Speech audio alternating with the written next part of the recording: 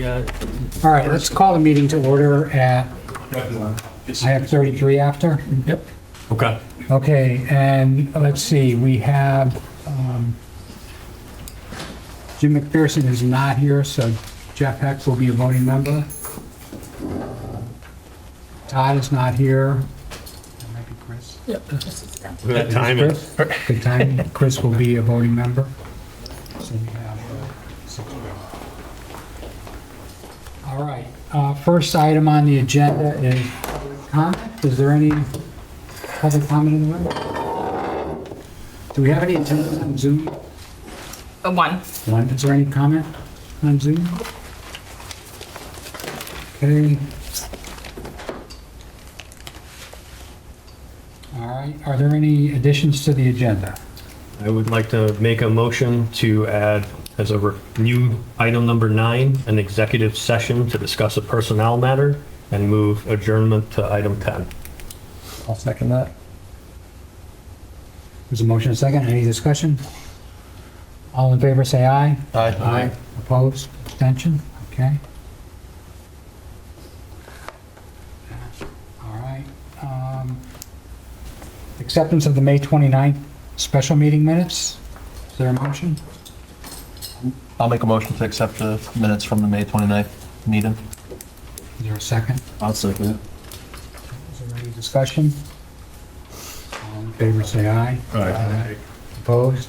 Abstention? Okay, that carries. All right. Let's see, communication and correspondence. A couple things. There were some emails just around the, there will be a town meeting, most likely scheduled next week to deal with capital items, and potentially with another budget item if things don't pass tonight. So there were some emails about that. Some email traffic that ended up in your packet around capital closeout items. And I guess I'll just also point out, we have the agenda a little bit out of order, as is typical. The idea is, we think around 8:30 we might have results from the referendum, so I wanted to try and get a bunch of business done before that. Once, and you'll see that kind of split the capital items. We're going to talk about all the capital items, but felt it prudent to not vote on any of them until we knew where we were with the referendum and where we might go with that. So we're going to talk about them, and then we're going to vote on them a little later after we know what's going on with the referendum and where our capital plan is. All right. Is there any other communication or correspondence that anybody received that they want to disclose? All right. Okay. We'll go into the financial reports then. I guess we'll start with the treasurer's report. One out of order.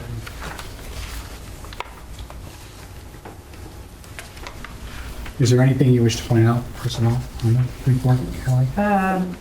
There was another special education payment received. I did coordinate with Mary just to make sure that that was the correct amount, a little higher than other years, so that was accurate.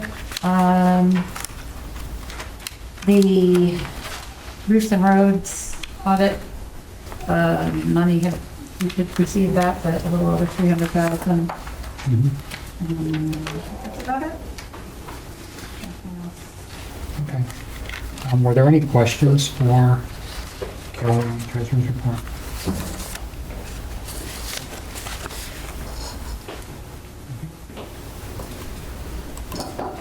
All right, let's go to the Board of Ed. Can you walk us through the financial report? Not that much different from last month, pretty much the same. The base one is over in line at 330. And that's pretty much the same from month to month.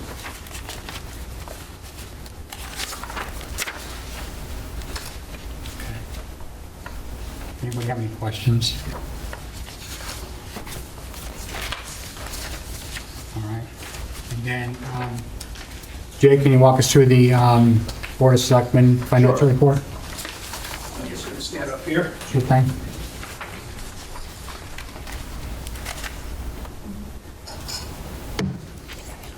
So through May, we're approximately 86% spent with 1 month remaining in the fiscal year. We're tracking lower to our planned budget by roughly 6% through May. From a full year forecast perspective, that's actuals through May. 1 month of forecast, we're trending below annual budget in the 180 to 200K range. And we do have some significant variances. And first off, it's the police. And police is 64K over. And the driver behind that is adding an officer in October. That was the 8th officer. And that was an unbudgeted expense. DPW favorable by 39K. Reason for the variance is the overtime budget. We had 2 big storms this past winter. We have a budget of 52K and we spent roughly 25K.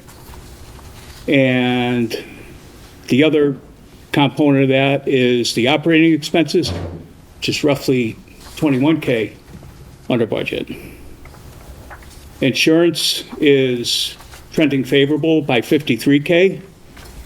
And the reason being is that we've got individuals that are no longer on insurance, coupled with lower costs, offset by an unbudgeted claim at the RCC, which we ran through this line, which is roughly 29K.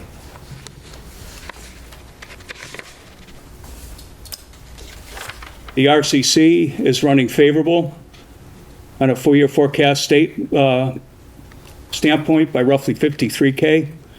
And the expense drivers are lower operating costs and salaries offset by lower budgeted sticker fees, 9K. And then the rest of the lines are pretty, they're coming in where we thought they'd come in, the variances. So again, full year forecast perspective, 11 months of actual, 1 month of forecast. We're roughly 85.7% spent year to date, and we're trending under by, again, range of probably 180, 200K. And that's our update. Any questions for Jay? So the RCC was under by how much? Pardon me? You said the RCC was under by how much? RCC is under by, and this is a full year forecast, 53K. It's a substantial number. A lot of it is because of that compactor I've heard, right? The recycling compactor. Could you speak up, please? Sorry, I heard a fair bit of that was because of the recycling compactor. Yes. Yeah, the compactor, that was new to the RCC last year. And because we're able to compact more, we have less hauling going out. Okay, which is obviously helping our operating expenses. Was that in service the entire year since last July? I don't believe so. I think it went in last summer, maybe last summer towards the fall. So, Maybe a month or two. okay. It does save about, it cut the hauls in half. Right. We had 8 a month. Pretty sure it cut in half. Okay. Excellent. Any other questions for Jay? Just a comment. I think I've said it before, but if I haven't, I really appreciate the narrative that you put together that highlights everything. I think it's fantastic. So thank you for that. Okay, you're welcome. All right, so we've been through the financial reports. I guess I'll entertain a motion to accept them. I'll make a motion to accept the financial reports. I'll second. Is there any discussion on that? All in favor, say aye. Aye. Opposed? Abstentions? Okay, that carries. All right, let's go to 7A. So I want to go through existing capital accounts and the recommended closures. Let's see. Can we start with the Board of Ed? So we got in this packet.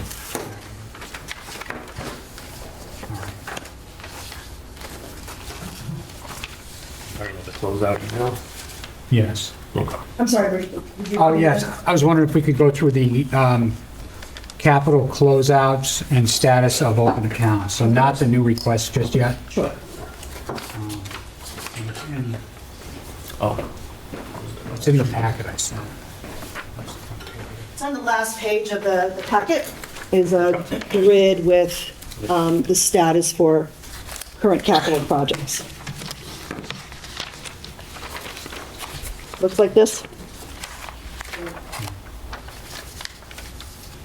Just give me 1 second to get my treasurer's Sure. report next to it. yeah, look at the email. That's all I got, yeah. You must be looking at It's, the wrong it's thing. in the materials. It's in one of the zip files. Is it not the zip file? It's the DOE capital. Right here. Oliver, it's this cover. Nope. No. Do you know what it's called? DOE capital request. Looks like this at the front. Yeah, the final name. All right, I'll find it. Yeah. So, don't wait for me. Actually, I have an extra one. Would you like an extra copy? Yeah, if you don't mind.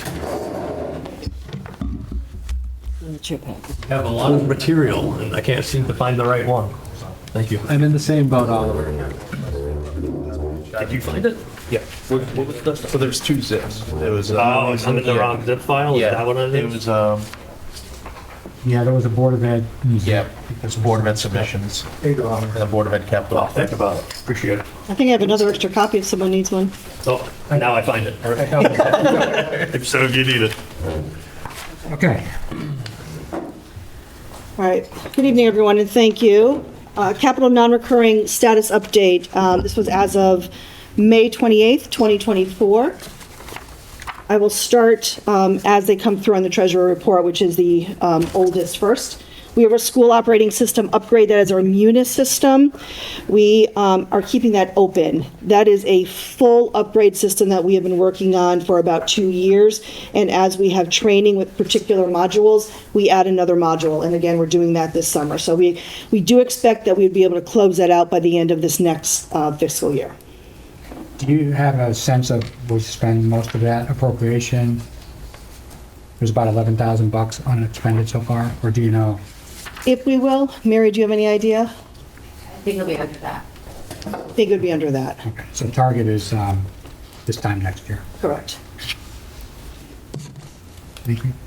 Okay, the school security system upgrade, we have $10,000 that we requested for cameras, which is a typical request for us. At the time we requested this, I also applied for a grant. We did receive the grant. So actually, we're working with a few grants right now. We have a door grant underway. Once we have kind of a good flow with that, we're going to move into the school security upgrades, which will work with our camera costs. So we expect to start on this one this summer. So instead of just putting the 10,000 to cameras like we have typically done, we're going to roll it into a grant that we received so we can get some reimbursements from the state.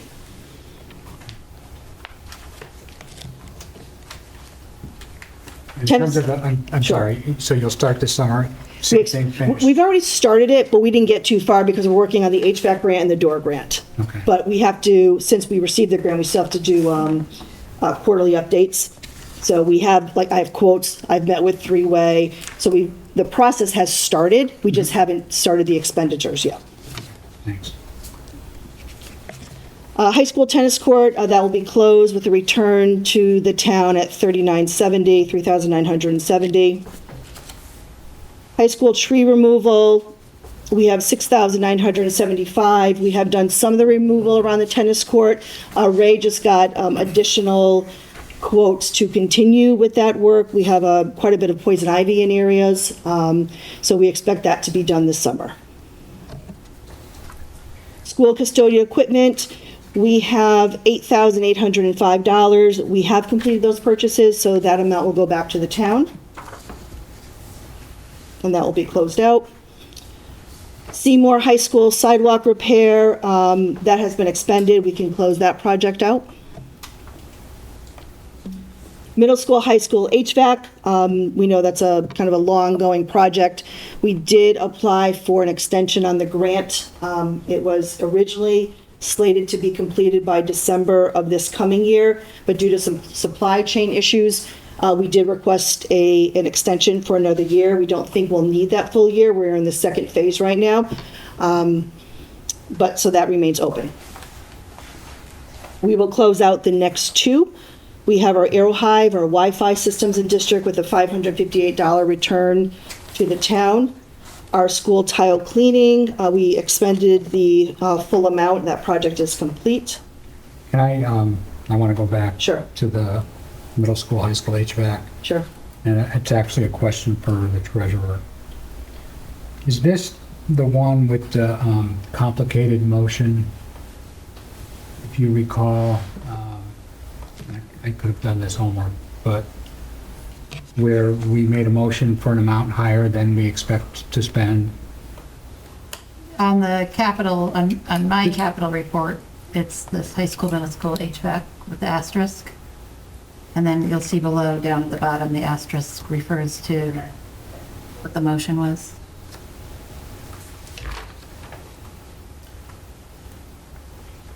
Okay, all right. So Okay, it's so showing we the expect about 825. the 356 reimbursement of some sort. Okay, Yes. okay. Thank you. Sure. Appreciate you having that there. Pointing out to me. Okay. Middle school, high school door replacement. There are two amounts. The one that's in the middle and then the last item on this grid, that is the full amount that we requested from capital when we were doing a 5-year forecast a number of years ago. With our grant, we will be getting a reimbursement from the state. We are in that process right now. We have an architect that has been chosen through an RFP process, and we are working on the second stages of that with doors that will start to be replaced over the summertime. So you're gonna get a full reimbursement, you think? It is, I want to say 46% Oh. for all eligible costs. Great,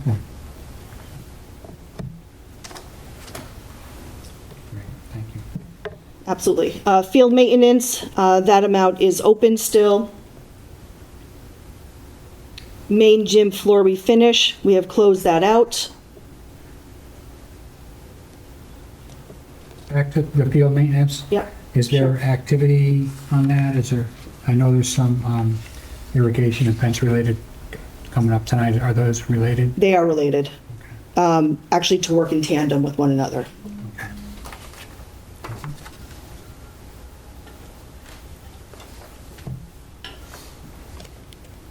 We have finished the work for the soundproof of the middle school conference room. We are just finalizing the invoices so we can have payment for that.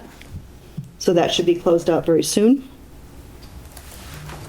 The All Grove mini splits, that project has been completed with a $200 return to the town. Tennis court repair, at this point remains open, but we will not be requesting, that moving forward. Pretty fortunate when we invested some of our non-lapsing funds, and by keeping up the annual maintenance, our costs are actually coming in much lower for our annual, it was about a $9,000-$10,000 annual fee. They're now around $4,000 or $5,000. So I'm not even sure if it's going to be eligible for, capital in the future. So if not, obviously if we don't hit the threshold, then we will not use the money for capital and need to find alternative, funding to fix our courts. A quick question, what's the difference between the high school tennis court and just tennis court? It's actually the same. One was from 2022 and the other was 2023 in anticipation of the next year's, because we fix them every March before the tennis season. Thank you. So we're actually trending under what the estimate would be,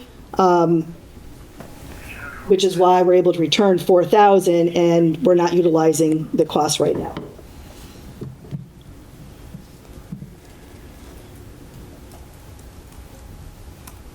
I should have titled them the same so it wasn't as confusing.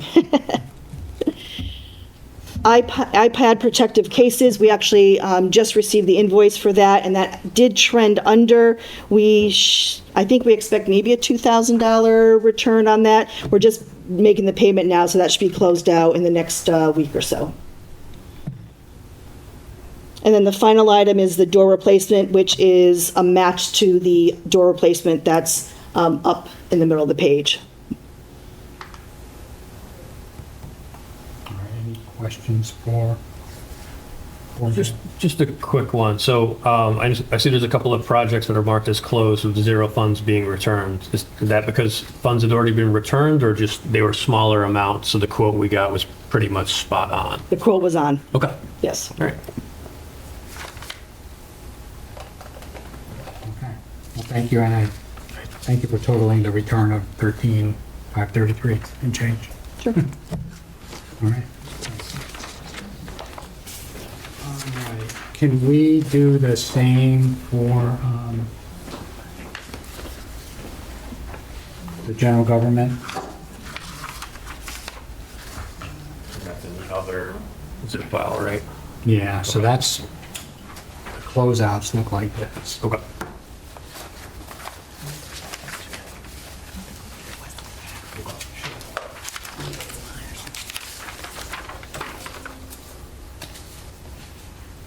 Oh, may I make one more comment? Yeah. A few years ago, Mr. Malloy asked about the open Seymour School Capital, which kind of started this like pattern. To date, we have closed out Allgrove, Board of Education, and we're finalizing the draft for Seymour with the funds that have already been returned to the town for the first two projects. Thank you. I forgot I asked, but thanks for. You asked. All right, so, going down the treasurer's list here. All right, so the RCC you're returning. Engine 2 modifications. Can anybody speak, who can speak to that? Yeah, there's $9,793.20 remaining, and we're waiting on equipment that's been ordered. And if you want to say anything. Yeah, it's essentially equipment related to the ISO inspection that'll be coming up hopefully the end of this year, and making sure the truck has all the adequate equipment on it to pass and get the most points, which then generally reflects back to the insurance rating for the town.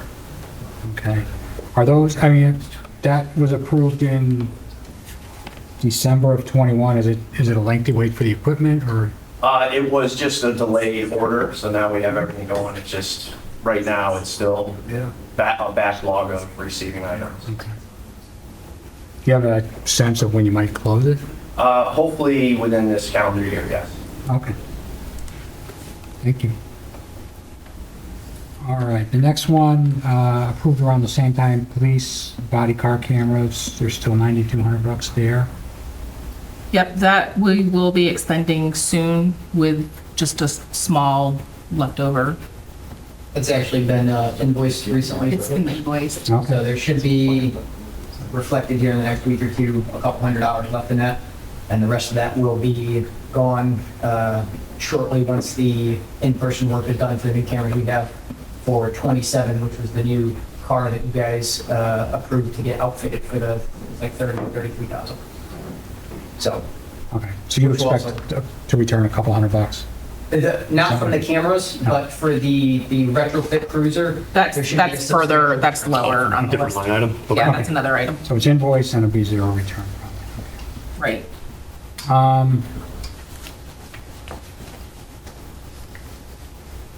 The assessor's revaluation. Yeah, so we're gonna keep that open because we have a couple litigations, pending litigations. And if it comes to it, we'll have to potentially pay for new appraisals Okay. and any attorney fees. Okay, thanks.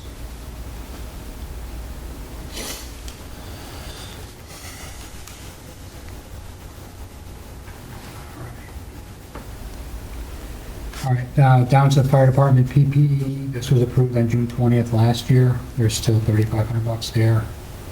Yeah, we still have a few outstanding orders. Yes, they've been invoiced with Rosalie and Christie. We will be closing that out by the end of the week. Is that going to be near zero or any? Yeah, I think around $88, $89 will go back. Okay. Fire truck lettering you're returning, you said. Ladder truck refurbishment you're returning. All right, police cruiser. Yep, so this one is, this is the 34, this is the new cruiser. 34 is the balance? 30, no, cruiser 34. Oh, 30, okay, yeah. The balance is 4,414, and we're just finishing outfitting, so we'll probably use most of it, the 4,400. Some of it should get returned. Okay. There was an issue with the radio. Motorola sent the wrong bandwidth radio to Norcom for programming, so they had to send the radio back, reimburse the staff cost, and then bill us for the new radio that's currently at Norcom being programmed. Once that gets sent to us and installed, and the install costs have been finished, there should be a couple thousand going back from that. Thank you. Any sense of the timing on that? No idea. They took 7 to 8 months to program the last one and before they told us that it was the wrong one, so. Active threat equipment, SRO active threat equipment.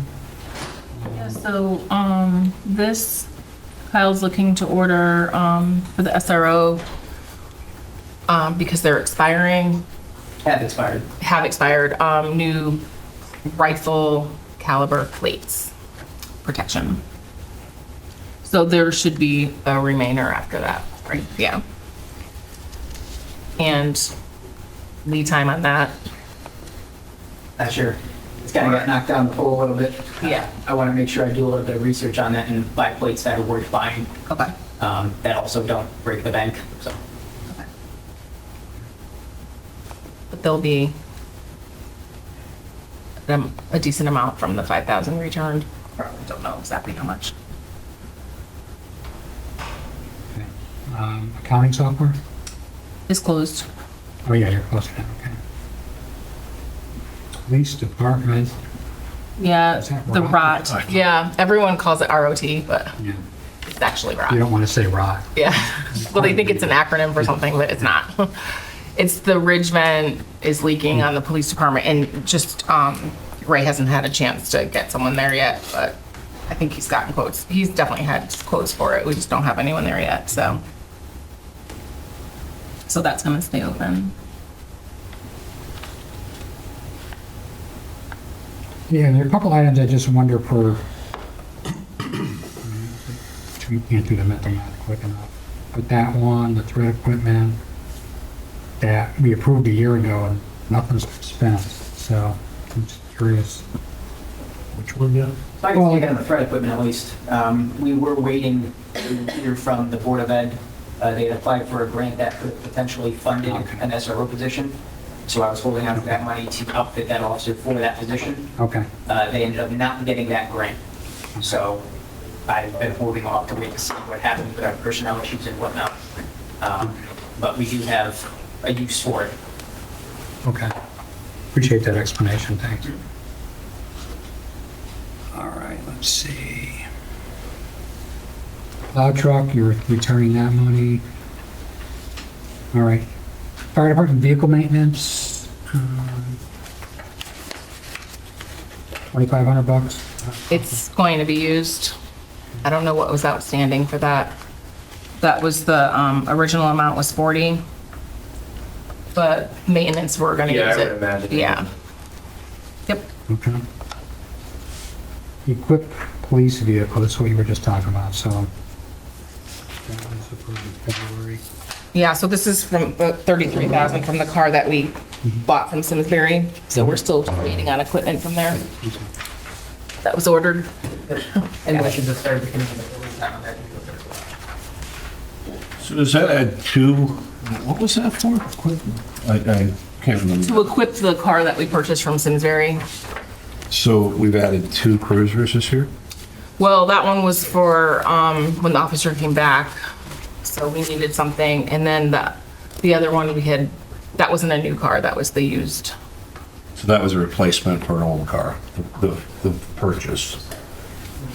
Not really. No. No. We just didn't have a car for him. Simsbury, they had purchased a used vehicle from Simsbury that was utilized for Officer Allen to travel back and forth from. Why did they do that? Well, no. I wasn't involved in that. Because we didn't have a car. He didn't have a car? We didn't have a car to give him. Do you provide a car to, you sure about that? Police departments do. Is that standard? The reason I'm asking is somebody mentioned it to me from another town, and they said, we don't provide cars for officers to go to training. Is that something I can, should I? If we have a car available for them to use and they're working and say they have to go to like court or something. Right. We will try to the best of our ability to provide a car for them. It's not required. It's not required. Okay. It's a lot of money. Anyway. There was conversations with attorneys and things. so Yeah, that's no, I'm what we sure it have was to cover. more than just what. Yeah.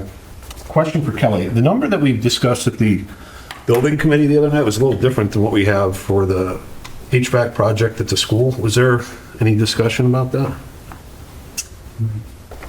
I'm not aware of that. What's on the capital plan is from, like, documentation from the state. Well, no, I'm just saying that, okay, so I should have, if I come into it, I'll ask you the question. But we had a figure, you have a figure here of,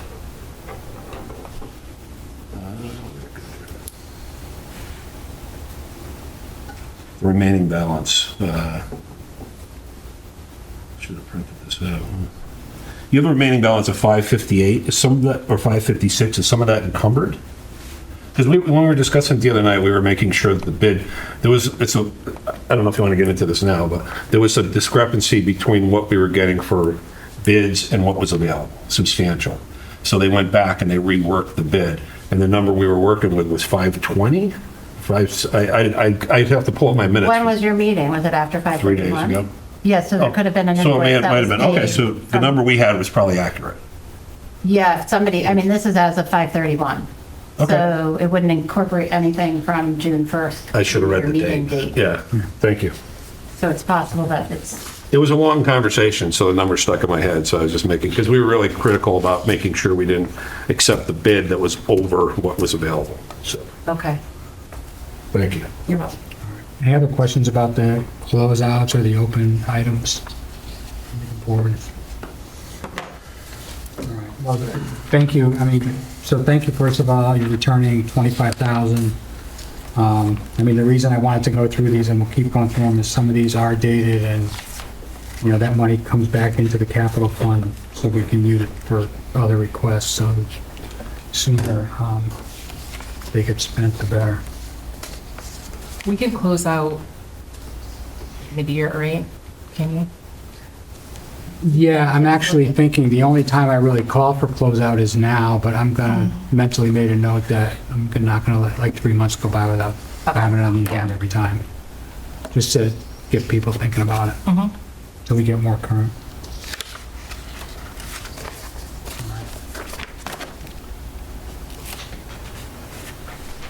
Okay, the next item is, That, yes. these are 2 different motions, one to close them out No. for the Board of Ed and then one for the, All right, thank you. So is there a motion to close out the accounts as listed in your packet from the Board of Selectmen totaling $12,932.06? So moved. Second. Any discussion? All in favor, say aye. Aye. Opposed? Abstentions? Okay, that carries, thank you. And is there a motion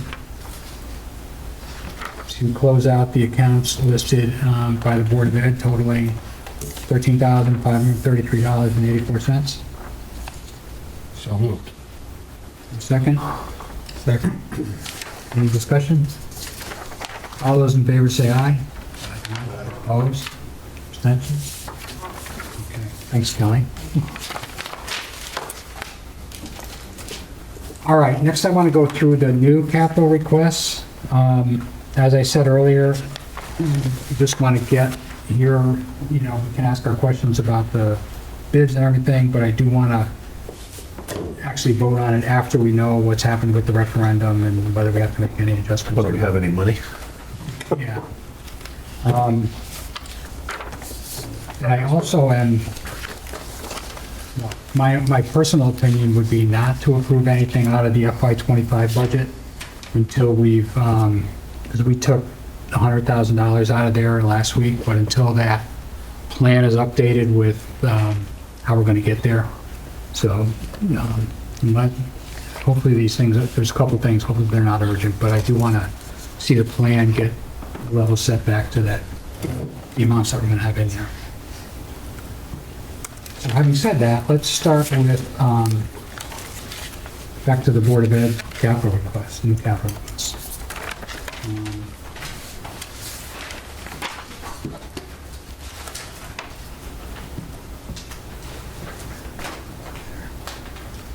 Okay.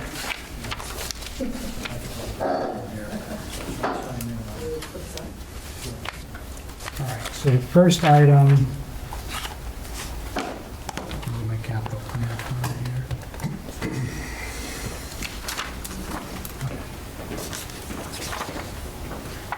So first of all, just in summary, I think, so for the technology capital, the item you have there is the same thing that was on the plan.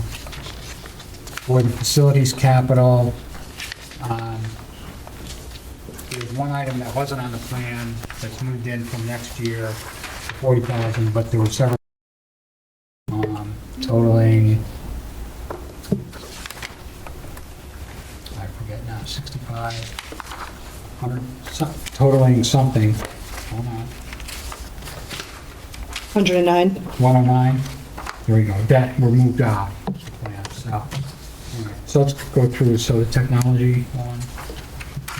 It's pretty familiar. Sure. All right. Any questions? First of all, it's a Dell server.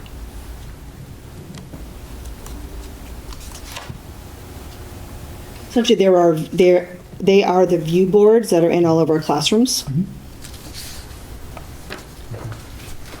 We planned out for scaffolding of renewing those boards as they've met end of life, beginning with the 21-22 school year, up through the 26-27 school year. However, we have never needed to request the funds because we have received over $122,000 through grants that we've utilized for all of our view boards. The last segment is what we are requesting tonight in capital that will finalize all the view boards throughout district, which will probably be good for another 8 to 10 years. It's got, I want to say, the $200,000 run life. They're much more efficient than the older smart boards. So that's why we don't see anything in the, I don't see anything in the 5-year plan. Correct. Okay. This will finalize the project, and we did receive another grant. So with the $20,000 of the grant plus this capital, it will allow us to finish everything this summer, including installation.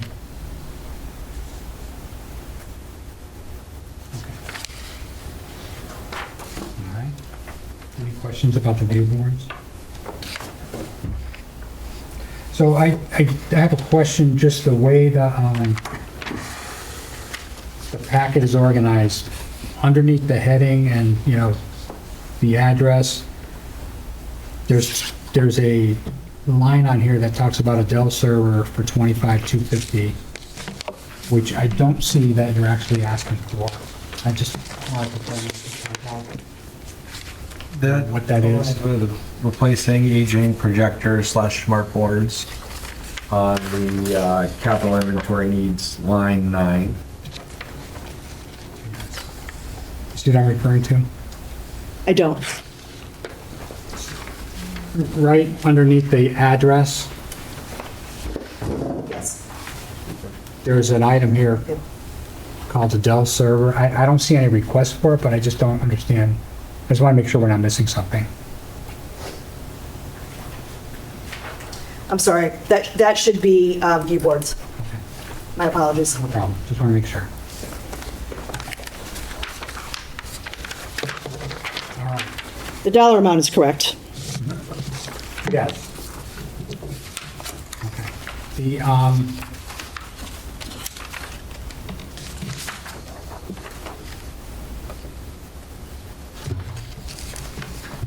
okay, and you had in the plan for technology, and you're not requesting 6,000 for protective cases, but, or, no, actually, you requested that earlier in the year. We did, yes. Never mind, okay. All right, facilities. Walk us through those that would retest. So we have the fields, the field irrigation and the fencing. Correct. Actually, does anybody have any questions? I think we've heard some of this before. Yeah, quick one on the last sentence up, first paragraph of the narrative. The fall needs have been discussed and prioritized. Is that just by school right now? Or Tell me where you're reading. so it just says, the following needs have been discussed and prioritized with the Board of Ed Facility Subcommittee members with the support of Ray Carlson, Facility Supervisor, right before it gets into the numbers there. Yes, yep, I see At that. the top. So these are already in priority? Everything's, based on the- everything's already in the plan, so anything we've asked for is in the plan, and then we sit with the facilities subcommittee meeting, and we go through and prioritize if there's anything we can move out, if there's anything that we, require for this year, so yes, we prioritize that. It's not in order of 1, 2, 3, these were the 3 items for this year. Okay. Yeah, that was really my That's it, question. yeah. Thank you. Because you'll see at the last page, there are a few items that we are not requesting. Yep, that's all. Let's do it.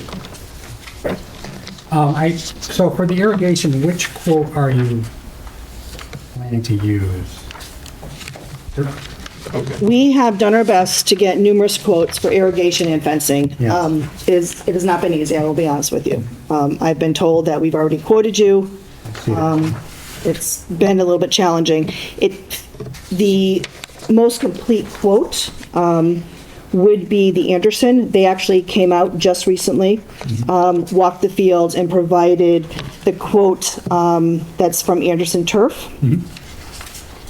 These are the quotes provided that the booster pump works and that the piping is the correct size. So they did come out and look at that, but of course, until they do a much kind of deeper dive, but this would be the most complete quote for the irrigation of the 3 remaining fields, which would be softball, baseball, upper soccer, as our lower soccer field already has irrigation.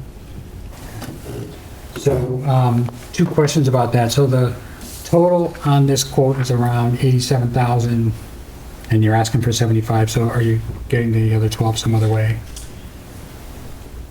We have the 50,000 from last spring. So ideally what we'd like to do is take the project, and we have hashed this around so many different ways. We feel the most efficient way to serve both the students and the community with our fields is to look at the fencing and the irrigation at the same time. So between the 50,000 we received last spring and the funding we're requesting this year, we expect to be able to do all the irrigation, and we will need to reprioritize some of the fencing, but primarily looking at the outfield fencing of both our softball and baseball fields. All right, so 50 plus 75 is 125. So that would give us a total of 150 total for all irrigation and fencing.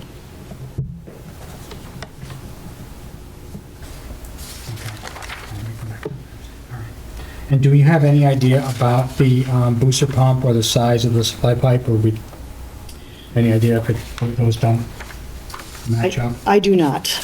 I do not. Do we have any idea what the cost might be? The 10,000, 20,000? I don't. When they came out, they did look at it, because I know our custodian showed them the area, and nothing came to me as a concern, so I'm going to see that as a positive.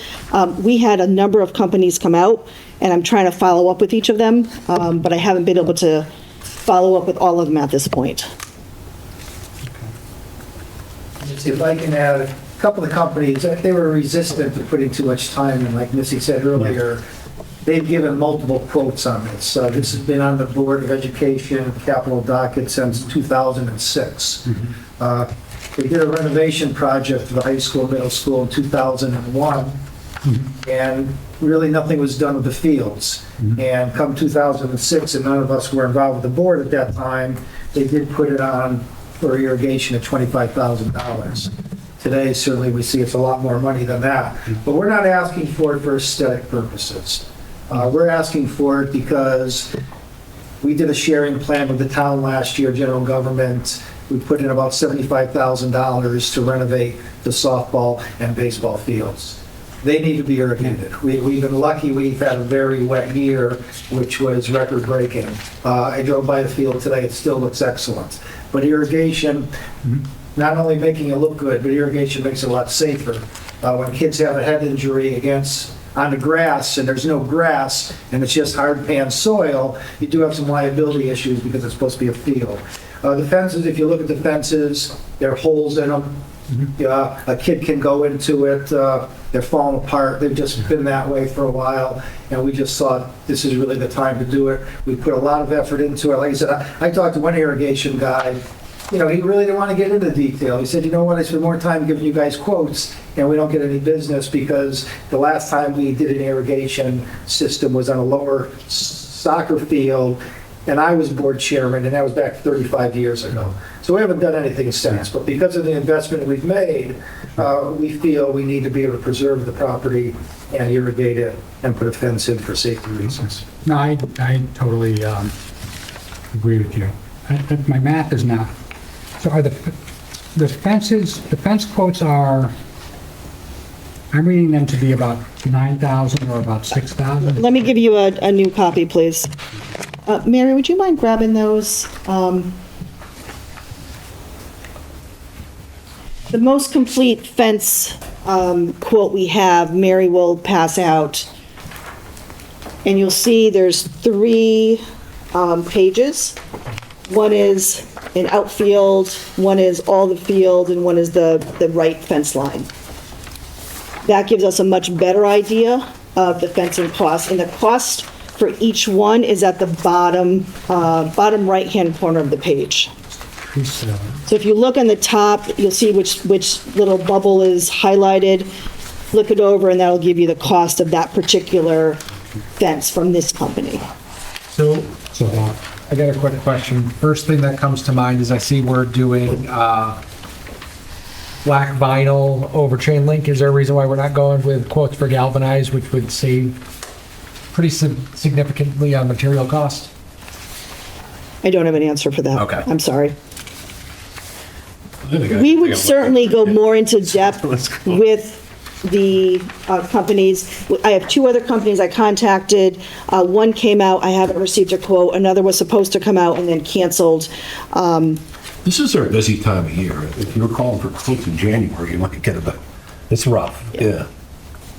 Okay, so the math then, so the fence cost is really 67,000 roughly. When I add these 3, is that, Mary, where you, 67,000 for the 3 fences? I mean, I got 20, I got 9, and I've got 37. We would prioritize the outfield. We would look to see if we can repair some of the line fencing. It was too complicated to have them give us quotes for some repair, some replacement. One company just gave us a quote for some repairs, which was like 6,000, which really didn't suit the needs that we had. So, we would look within the budget to improve the fields to the best of our ability within the budgeted amount. Yeah, I just think the money wasn't adding up for me. 75,000 for, and it does now. So 75,000 requests for irrigation, plus 25,000 requests for fencing. Yes.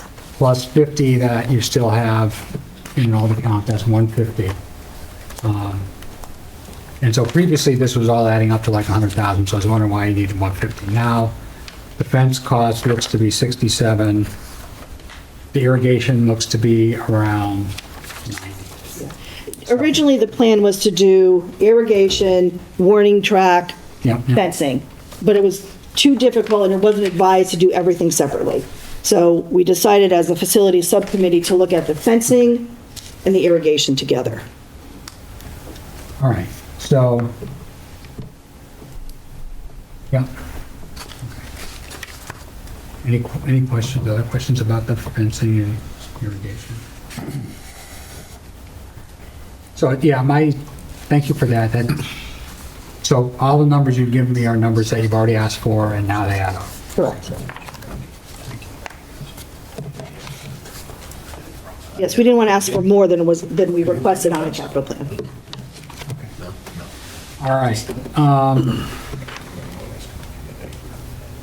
The last item is on the indoor air quality.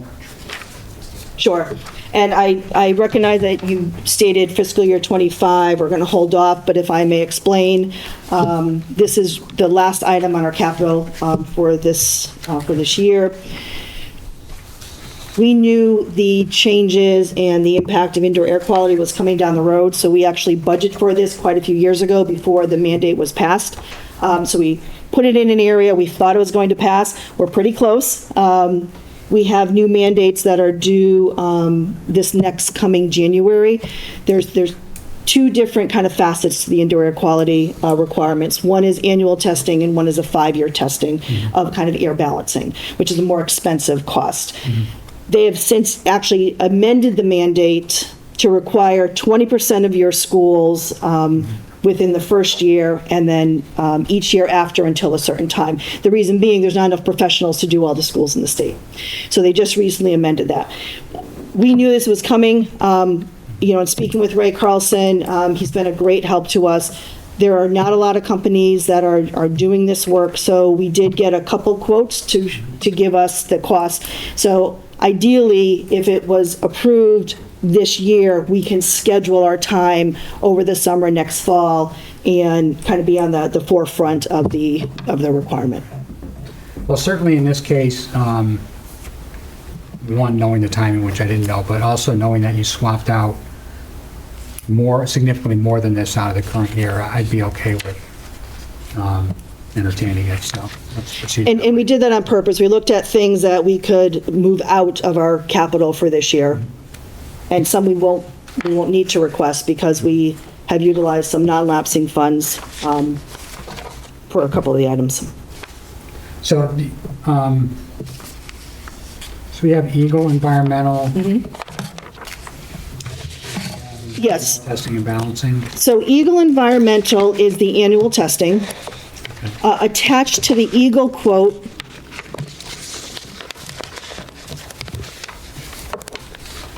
So they're additive. I'm sorry, the front page is environmental testing. This is the 5-year testing. That's the estimated cost for the 5-year testing. Okay. The second page of this document is from Eagle Environmental, who actually does our testing quality, right, our air testing quality right now. This is for the annual testing. Okay. And then you do have another quote for annual testing. It's RTK Environmental. Okay. This one's a little bit more difficult because it depends on the mold samples they take, where Eagle gave us a more complete quote. It's probably fairly similar if you look at, if you kind of look at the numbers that they placed. So 1 year, every 5 years, the two tests will overlap. Then you have 4 years without the 5-year test unless you scaffold them, if that makes any sense. all right. So the environmental testing and balancing for $30,500. That's annual testing for 5 years? That's the 5-year testing for all buildings. So they will come in once a year for 5 years? No, they're they once come every in 5 once. years. Okay, Yep, the $30,000 quote is once every 5 years. okay. Okay. Now, we will wait until our HVAC project is complete at the middle high school to do the middle school, high school air balancing. That just seems to make sense. All right, and then the other part of that, so the Eagle environmental part with this header? Yes. And the RTK, are those to be compared against each other? Those are the same testing. Those are both annual tests. Okay. Okay, so you would pick one or the other? Correct. Okay. So the Eagle one said it was 8,500 bucks, I think. Yes. The RTK one, you know, had a base amount plus 65 per sample. Yeah. So And the I- RTK is by building. Okay, So they have more pages. So it's about 16 per building plus 695 per each additional test. so do you know which one you would go with? We would prefer, and it's not really what I would prefer. I've spoken to facilities and Ray Carlson, Eagle, since Eagle does our testing already. They also facilitate our quarterly school safety meetings. We have a great working relationship with Eagle. All right, so 8,500 and 30, so 40 pounds, okay. Got So it, we estimated pretty good yeah. without really knowing what the requirements were going to be.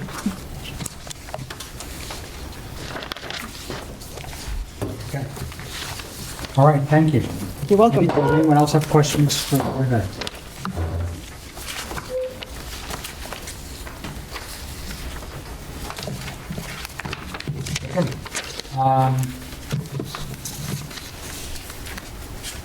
Let's move on to the government budget transfers.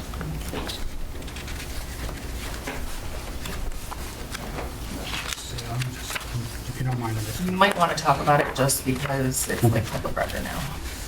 Okay, let's go, let me just, I just was handed unofficial results.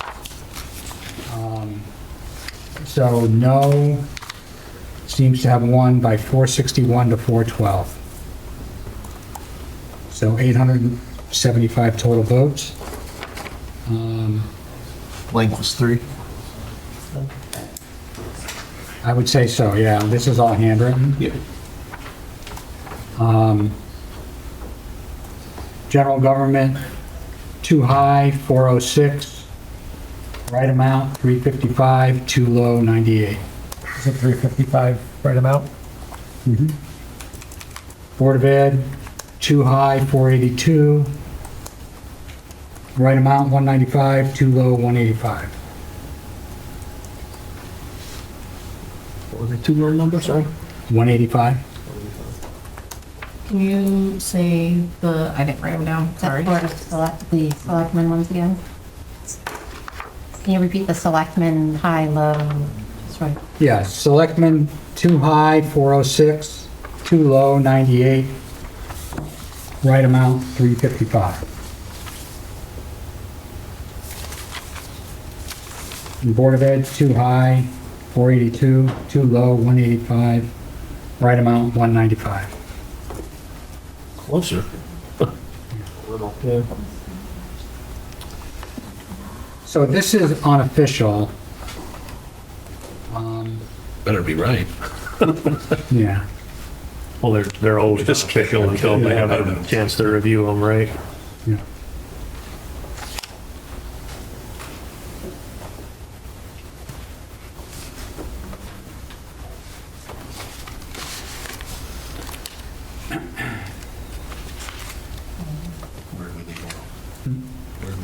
Yeah, I wouldn't mind just clearing some of the other stuff off the agenda, but thank you for passing that information on.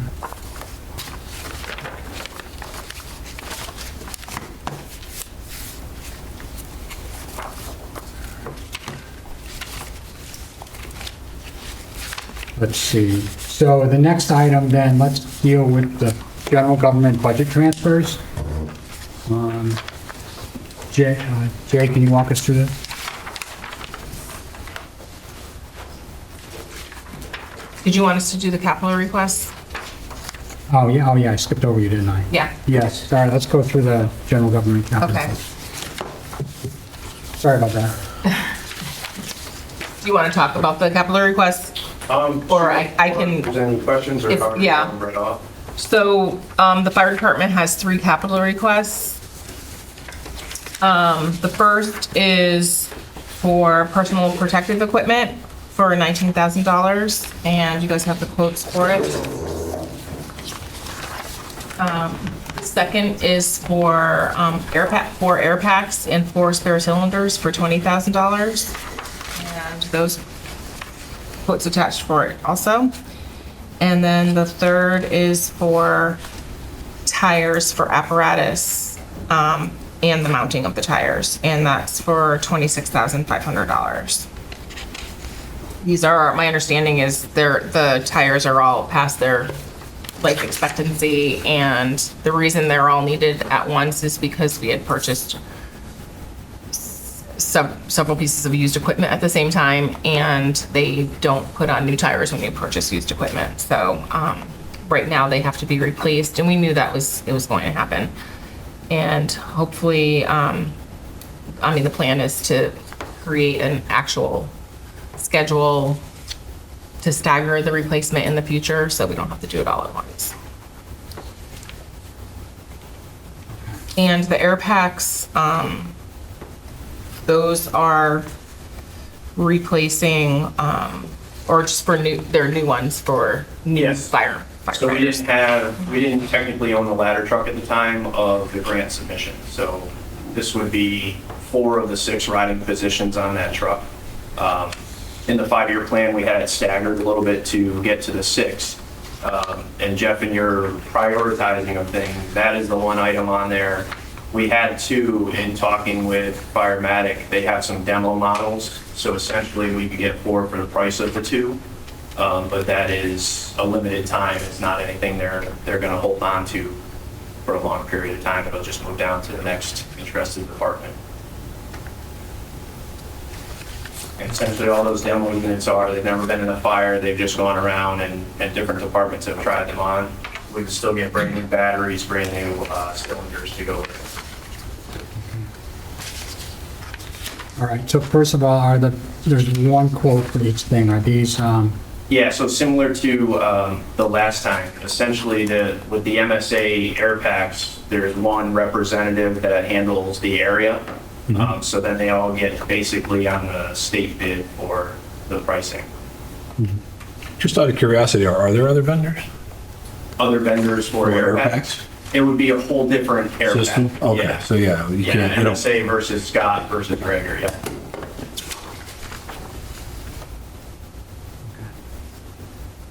all right, so if we could just go through one by one. So the protective equipment, that's the 18,535 quote. What's the urgency on that, like, versus a month It's from now? part of the fire department study that we had, so we're trying to replace gear a little at a time instead of having to have one big hit when everything expires at that 10-year mark. We will have some upcoming, but it's not urgent to have it done immediately. And then the 19,796, what's the urgency of that? Correct, so essentially, if we're able to do that, we would get 4 air packs. If we cannot do that and they're not available at the time, the 2 air packs would come in probably pretty close to that number, probably around 18,000. All right, so this is an opportunity, okay. And then how about the 26.5 for the tires? Yeah, and speaking with DPW, that was their recommendation to get them all replaced as soon as possible, so I would imagine that would be a priority for them. I obviously don't want to speak on their behalf, but that would be my assumption. And these are all subset of the fire department modernization line, like the 98,000? Yes.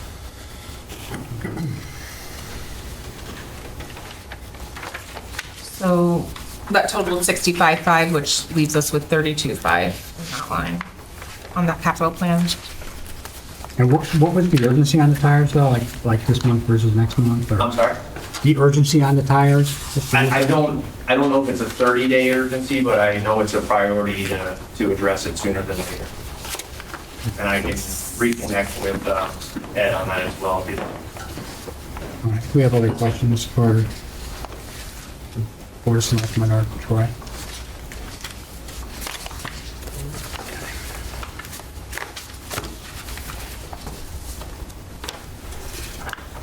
All right, we have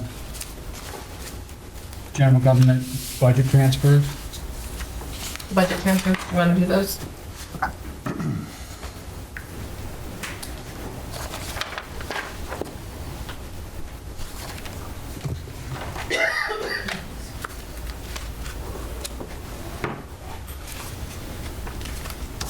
Questions, or do you want me to go through them?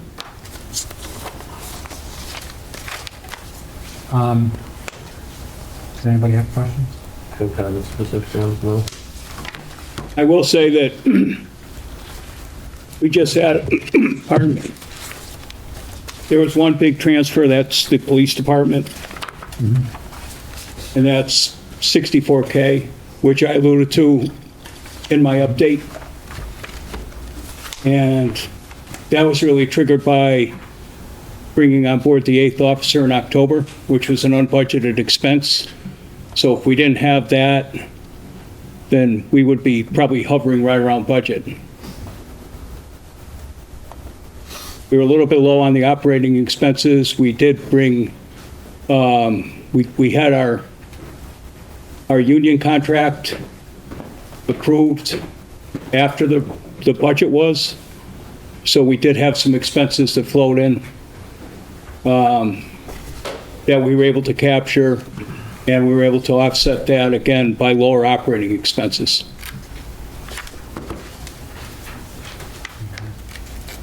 The retro pay for officers not budgeted, town overtime higher than budgeted amount on a full year forecast standpoint, 8K. 8th officer added October 23, no offsetting budget. Operating expenses lower than planned. And again, the driver was the 8th officer, which triggered, from a full year forecast standpoint, being 64K over, thus the need for the account transfer. So the new billing practice for road work, is that offsetting any of that? Was that in that same, are you putting that into that line item when you collect it?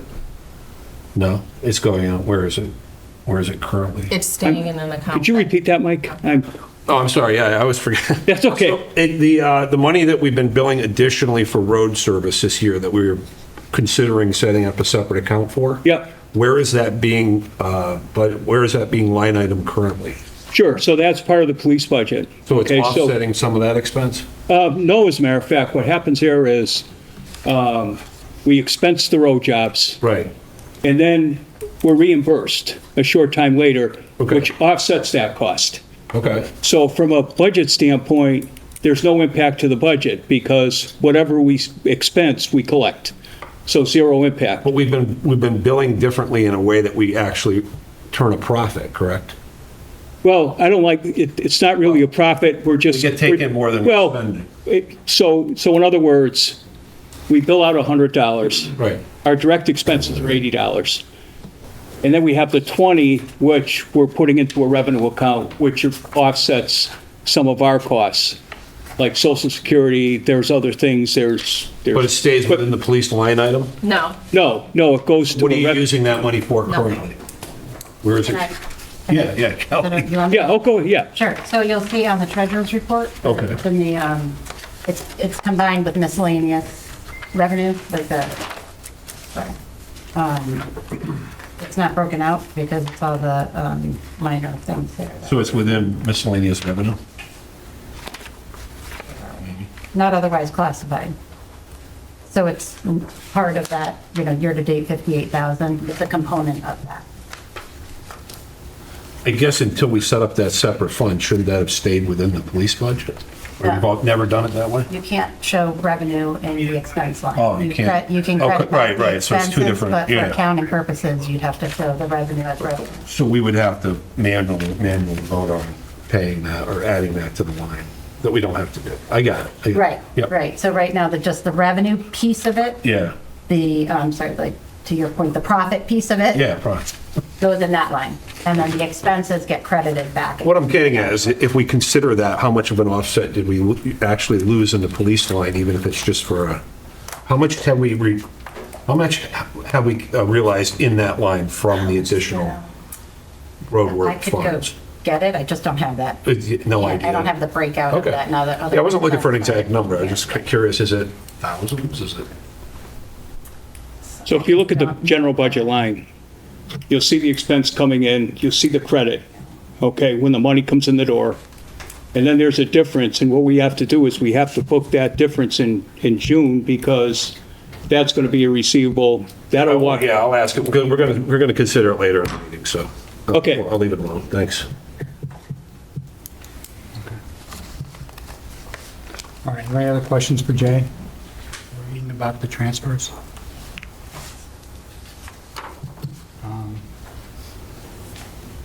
Just, I actually have a question for the treasurer, if I may. My understanding is most of the transfers here go a little bit more than the deficit and on the line item. You know, as an example, there was a deficit of 9,000, there's a transfer in of 10,000. I understand that to be acceptable to do. Is that your understanding as well? Yes, because we're still estimating and invoices still come in July, so it's kind of, it's a very educated Yes. estimate. But you allow sometimes so that you don't have to have a special meeting over the summer and For transfer $50. $50. Yeah. And it all gets returned at the end of the fiscal year anyway. Right, so, yeah. right. All right, so do we have a motion to move for town meeting? Can we do the transfers at large? Do we have to list each one? No, and they don't have to go to town meeting. No, Oh, they don't. just reapproved, yeah. The capital closeouts go to town Okay. meeting, but the transfers do not. Okay, great. And do we have a motion to accept the transfers as presented? I'll make that motion. Is there a second? Second. Any further discussion? All in favor, say aye. Aye. Opposed? Abstention? Carried.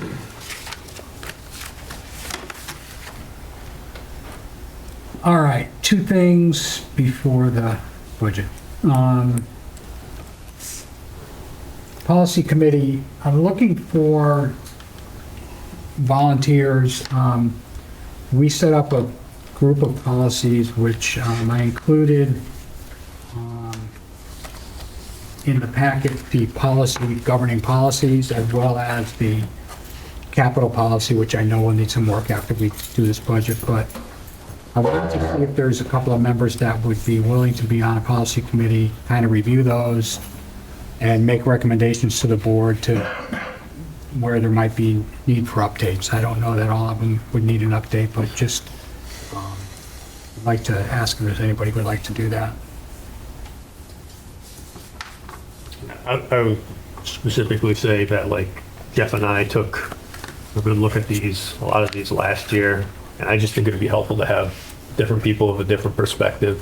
We've got a variety of different members with different backgrounds, so there may be a lot that folks look at differently than Jeff and I, so I for one would like. So you just want somebody to read through it and make any suggestions, basically? I'll do that. I'll do that.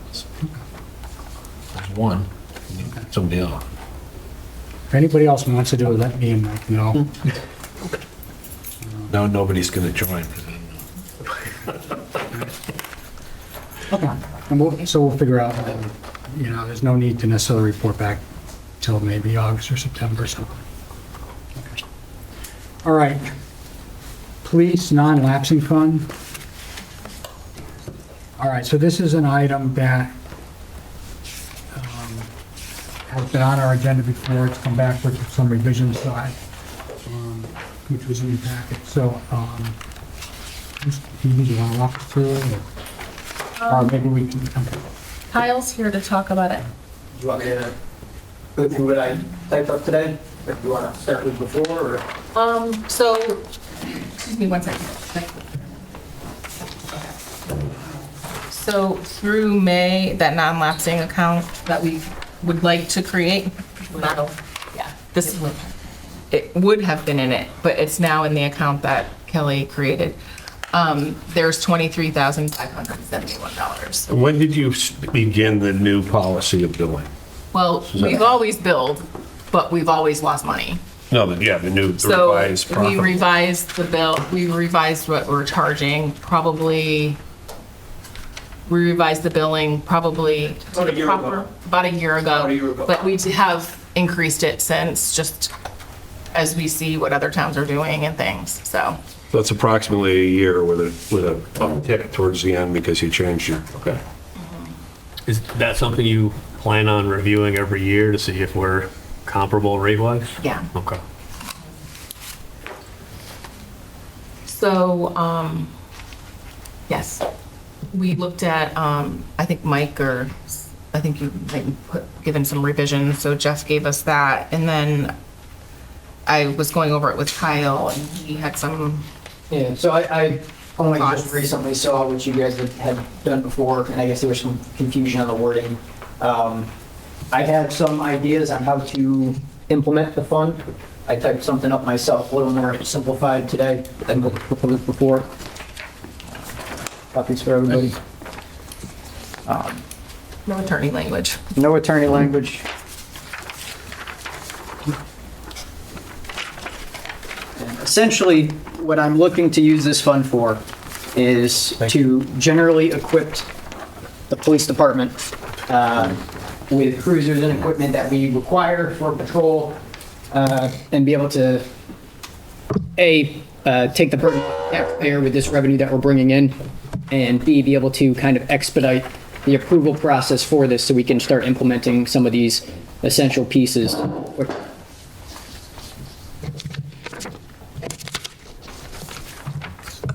suppose I could go ahead and read this, but I figure I'll let you all read anyways, and then if you have any questions, let me know. Transformer on fire. Yeah, I was looking to see if Chief was gonna go. Small fire.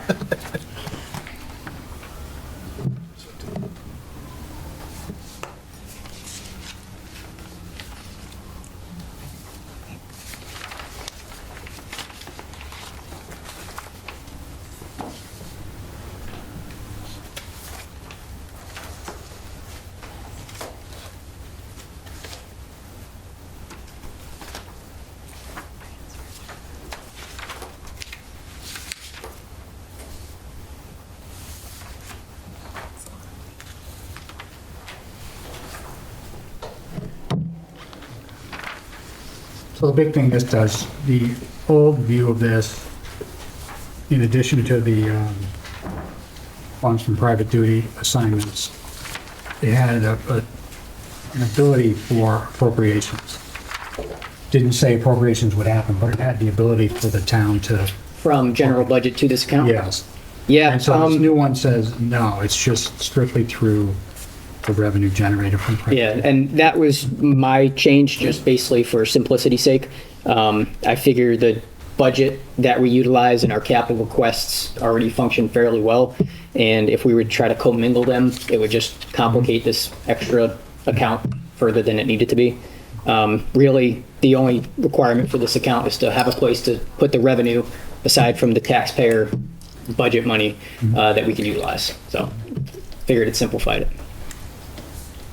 So one of the concerns that I had with the policy in general was, as a small town, we don't necessarily have the bandwidth to react to emergencies as well. So the way the original, or prior draft, I should say, was written was it allowed for reallocation from this to other needs if there was an emergency. For example, if the fire department had an emergency and we needed to replace an engine, there was verbiage in there that said, okay, yes, we realize that this is ideally set aside for police vehicles, but we recognize there's now a greater need in the immediate future right now. We can move some of those funds from this account to that account. So also my reason for not doing anything like that is, again, simplicity's sake. On one hand, this would increase your ability to fund the fire department and other departments by reducing our capital requests. But it also allows me, as the resident trooper, I'm one person over there trying to run the whole thing. It makes it easier for me to set a kind of plan up for my spending and kind of see the money coming in and knowing more or less where it's going to end up. Whereas if, I set a plan for, 6 years from now, we're going to replace the portable radios, or the state is changing the portable radios over, and I set that plan up to purchase them, and then that money gets taken out for the fire department. Now I have to kind of rework my plan as well. Whereas this would simply keep that money separate and allow more money in the capital plan to be utilized for other things. So if we didn't implement this, we would continue to fund the police department through the general government and capital plan as it is today. It would just stay as it is, yeah. Because I stared at this for a while, and like rewording it, I was trying to think through what my concerns would be from the Board of Finance perspective. And really, it just came down to, and it looks like it's encompassed in this, which is fund requests in excess of $5,000 shall be authorized anyway, so they still retain control over it. The one thing that is missing, though, is the ability to use that money for something else. And I'm not sure that I'm comfortable with $150,000 being segregated. I don't think it would get to that, because I think you'd use it. Yeah, it wouldn't. So my idea behind that cap was, in an ideal world, if we are bringing in massive amounts of revenue, Right. it would give us enough to, A, have some buffer for unexpected equipment repairs, malfunctions. Like I just lost a radio, that's $6,000. And also be able to accumulate enough for a new car purchase. So that's kind of where that 150 number came in. Obviously, that can be adjusted. There's no hard purpose behind On an that. editorial standpoint, just from what I've heard around town and seen, I mean, the police department really doesn't have a voice, like of community voice, as much as like Board of Ed, general government. And I think there's issues over there like the rotting sill, stuff like that they see every day, but isn't really being, it has to go through the first select woman or person, and then it has to be brought to us. And if that's not on their priority, they're kind of almost not able to take care of their own business, So I get this. Yeah. My only concern is that, well, with the $5,000 permission, it kind of covers that. But to your point, if there's a substantial amount of money and there is an emergency elsewhere, I don't know that you want to tie up too much money. And a cap, I don't know, that was just my, you have a role as a Board of Finance, whoever happens to be sitting here, but this does encompass that. This is slightly different wording, so it really. Do you have a sense of how much private duty pay comes in per year? It's extremely variable. So like in the last couple months, we've brought in a massive amount because I had 3 to 4 guys working road jobs every day. So we had a massive influx to bring it up to that number that you heard tonight. This week, I've got 0.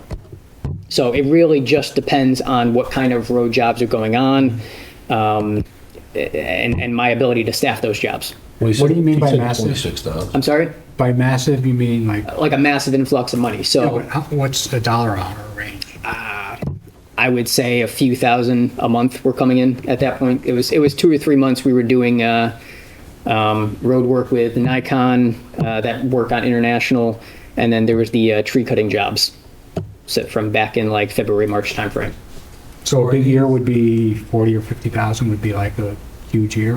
I'm just trying to. I would say, yeah, probably a huge year. Well, he just said 26 for a year. Well, And right, they- 23 this year, but That was the our figure. rates went up significantly. Or So what we're I charging. actually have, is that just the revenue after the fuel and all that has been taken out? Yes. Yeah, okay, yeah. So if they got it up to 35. So this is a net number after, Yes. after the officers have been paid after. Correct. This is the flat revenue. Yep. Profit. Yeah. We do, every time you see an officer on a private job, we're making $33 an hour. So divided by 33. So if this is now the case and we're now going to utilize these funds to take care of things like vehicle refreshes, does something come out of the capital plan that would have been funded by that historically? That's the hope. Yeah. Able to not have to put anything in the capital plan. I don't know if we'll get there. I'm guessing like for vehicle purchases, we'll still have to ask for some for the capital plan. But the idea is to utilize these funds before withdrawing from capital. You'd have to do a historical average, but it would take the maintenance and the, little stuff out of their budget. So And that's kind of my hope too. If I could, so it's really dependent on the resident trooper that's here and how he manages it or your oversight on it. But if we could accumulate, 10, 15,000 there at a baseline that we just don't touch for cars and other things, we could drop several lines from our budget and just not need them. Because if I need to repair something or whatever, I could pull it out of this account and then you guys can use that taxpayer money for other things. And I think that would be ideal. I think it's just bad management not to give your person in charge control over a certain amount of that budget, without having to go to somebody. I think that's a good move. So We have that in the general government anyway. I mean, yeah. So my biggest concern that I'm seeing is that when we have two different, I would I would like to see it, but limited to certain scope. Like when we talk about vehicle refreshes, I feel like the waters can get a little bit muddied when we're getting some of the money from the trooper fund and some of it from the general government, because they could be, I know you won't, but a predecessor might say, if we need 50,000, normally it would cost 80, but we're taking money out of this fund, so we're saving the town money, and so you guys are getting the Cadillac version, because, not saying you guys don't deserve it, but just it gets a little bit more hairy, and there's a lot. You think they might overspend it because it's theirs to spend? Yes. And ask the general government for more than they need, because they say we're asking for a fraction because we're managing our money separately. So having like stipulations of vehicles would still be general government, but equipping the vehicles would be through that So budget. we could do that. This does stipulate that any quotes and big requests would still come through you guys. So it would still have the same amount of oversight you would with like capital numbers. The hope with this is that you just feel a little bit more comfortable shelling out maybe 30 from capital for a cruiser if 50 is coming out of here already. And it would still be the same equipment, the same quotes coming to you guys before approval and all that kind of stuff. So For anything over 5,000. exactly. Yeah, there shouldn't be too much wiggle room for somebody to get too Gucci with it. I think it's incumbent that we set up some sort of reserve for that, period, because I think, I've been hearing stories about them having to jump at Cruiser last month, and that just makes me kind of crazy. They should be able to fix that without having to jump through hoops, And if there's money already there, and you get in a tight year, everything starts getting looked at with a discerning eye, and things start getting dropped. Or even the SRO equipment you could purchase through Yeah, it. I could go right through that. Probably the best example was radios. I had put in a request for 2 new portable radios a while ago, and it just kind of gets pushed aside. Whereas Right. if I had this money readily available, I could have said, here's the quote, we need these, go and purchase them. It doesn't impact capital whatsoever. Right. And it would be done. But at this point, we're still waiting for those 2 radios to come in because of the wait for the approval. Right. And now I've got a third down that we will have to replace in the short term. Can we just table this till the next meeting? I mean, I don't think it's critical we do it tonight, is it? Well, what happens to the money at the end of the year? The 23 will go into fund balance. Yeah. So you want to keep that already? You want this retroactive? Well, if it was created before the end of the year, then we could keep the 23. But if it's not before the end of the year, then it would go to fund balance. Well, I don't know that you could use the funds retroactively unless we were to say that. I think this would be a new fund going forward. Well, could we put it into the non-lapsing fund if it was created? Yeah, I mean, you could put that even as part of the motion, one way or another. You'd have whatever you to, wanted I would do. think. You could Yeah. say, set up in fiscal '24 to include any revenue Earned in that was 24. earned in '24. So that's another $23,000 right now, Are there pressing needs currently that you feel aren't being met, that So you're I comfortable do talking? need to get a new radio. Okay. We're still finishing outfitting the cars from the Capitol. But other than that, there's nothing that's immediately necessary. Did they fix the battery in that cruiser? They've done what they can with it. It's just an old car. Oh, okay. I think it's the 2012 that's back there that's been sitting Yeah. for years. We bought it from another town initially. DPW's been great about doing it, but we don't drive it very often because we don't use it in a patrol capacity. So it doesn't get run as much as I'd like it to, and it's not cost effective for me to upgrade the electronic equipment in it to put it back on the road in a patrol capacity. So we really just use it as a traffic cone for road jobs when I don't have any other cars available.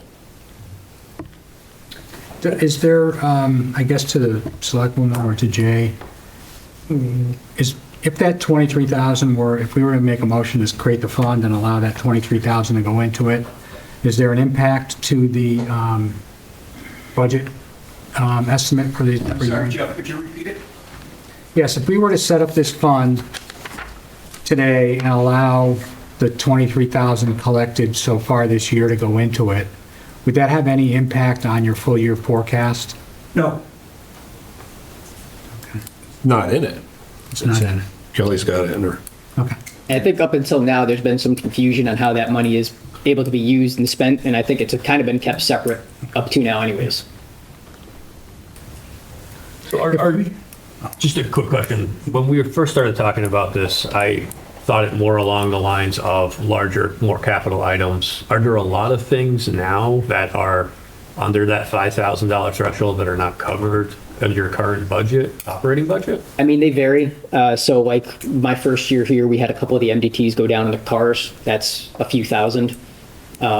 We could have taken it out of that. I think that would have still been under 5,000, but it would have pushed me over my budget lines.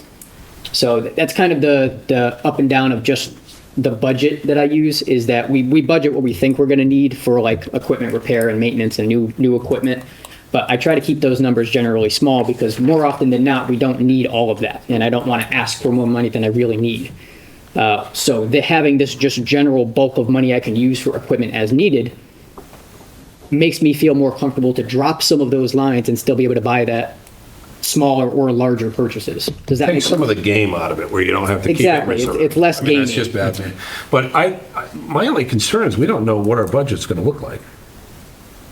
And it's $23,000 that we're going to That's take. why you want to table it? I was just saying, I'm in favor of this. I just want to, I'm just not sure you want to roll $23,000 out of your checking account when we don't know what budget we're going to end up with. We're going to meet again soon. I mean, and that's why I asked, is there money available to buy the equipment you need now, the radios? That's happening. I mean, not in the current budget. Like, So you can't order them, is what you're saying currently? yeah.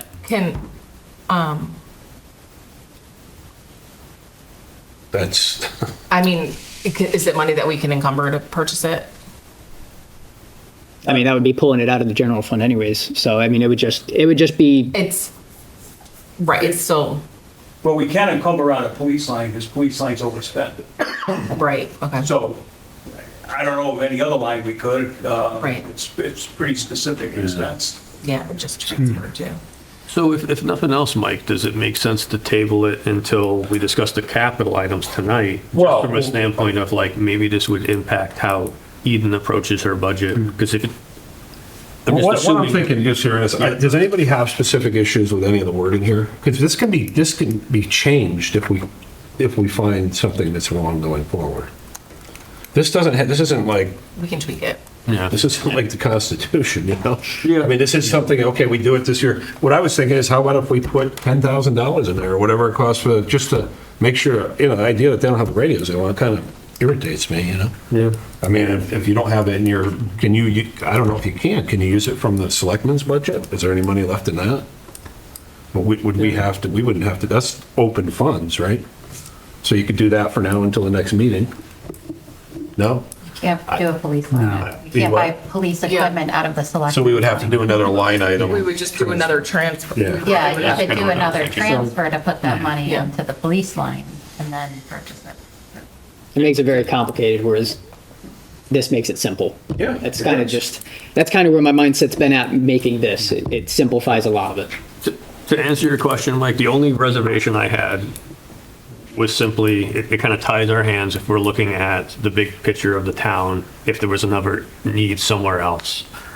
But I don't think you'll ever have funds in this account that would Better. be significant enough for you guys to And be that's- concerned about anyways. And that's kind of where I was leaning towards it. That's why I was asking about the smaller items. Yeah. And I the fact put that the there's a cap high. cap in there, I think Yeah. helps as well. The cap is very high. I don't think we'll ever hit it. And I'm not really all that comfortable with a $150,000 figure. I mean, I would change that. I might bring that down, because I don't think that's ever something you just want to tie up, just in case it happened. Yeah. You know what I mean? We can't touch it unless it exceeds $150,000, the way this is worded. Yep. That's a lot of money. Yeah, okay. Right? So I was thinking maybe a 75, 80,000, which is the price of a cruiser, and then, or whatever. yeah. So the idea was the price of a cruiser plus a buffer to drop the equipment lines from the budget. That was kind of my thinking. Yeah, no, I'm not arguing with that. I just, from a standpoint of, that's the money we can't control once we do. What's a cruiser? Right, I think the 75,000, right? 85 now, probably going up. So make it 100,000? we made it 100. Yeah, I'd be comfortable with that. 100. Yeah. I think the other thing is if we got down the road and this wasn't working, Change. we could change it, we could dissolve the fund. The selectmen and the board of finance have to come together on that. From a general budget standpoint, just your question, Question was, is this going to have any effect on the forecast? No, because we don't even budget this. Yeah. Because all the expenses that come in are wiped out, okay, when we get paid by the outside vendor. Yeah. So it's just kind of a, expense it off, and then when the revenue comes in, offset our direct expenses, and then the difference goes to the revenue line. So no impact to general fund budget, police line. All right, so we have, I don't know if we're close on a motion, but maybe a $100,000 cap, and do we want to make a motion that includes that plus some funding of the? We're not going to meet again before the end of the fiscal year. No. So, I mean, to my original thinking, I think $23,000 is money we don't necessarily want to flush at the moment. I think maybe $10,000. We can transfer 10, which would cover immediate needs, and they're bringing money in daily. We set up the fund, it's going to be, if we get a big road work move, we're going to get 11,000 next week. It's a self-sustaining. The winter's probably a little slow, but. Yeah, well, it varies, road jobs for down power lines and things with snowstorms, that makes up sometimes. Right. So it's all variable. It's very variable. Yeah, I mean, I'd be comfortable with dropping it to 100,000 and funding it with 10. Okay. Let's get it Yes. going. Okay. Yep. All right, so is there a motion? I'll make the motion to not read this whole thing. Kelly, you have a copy, right? You want me to read the whole I thing? would need a clean copy with the 100,000. changes to that, with the changes, Kyle. I just penned them in, but I can retype it when I get Okay, back yeah. later. I'm gonna come back later for executive anyway, so I can give you a clean copy at that point. All right, I'm going to try this. I'm going to make a motion to set up a reserve fund for police equipment as stated within the memo from Trooper. Demetrian. And did you do this today? I did do it today, yep. What's today's date? 6/18/2024.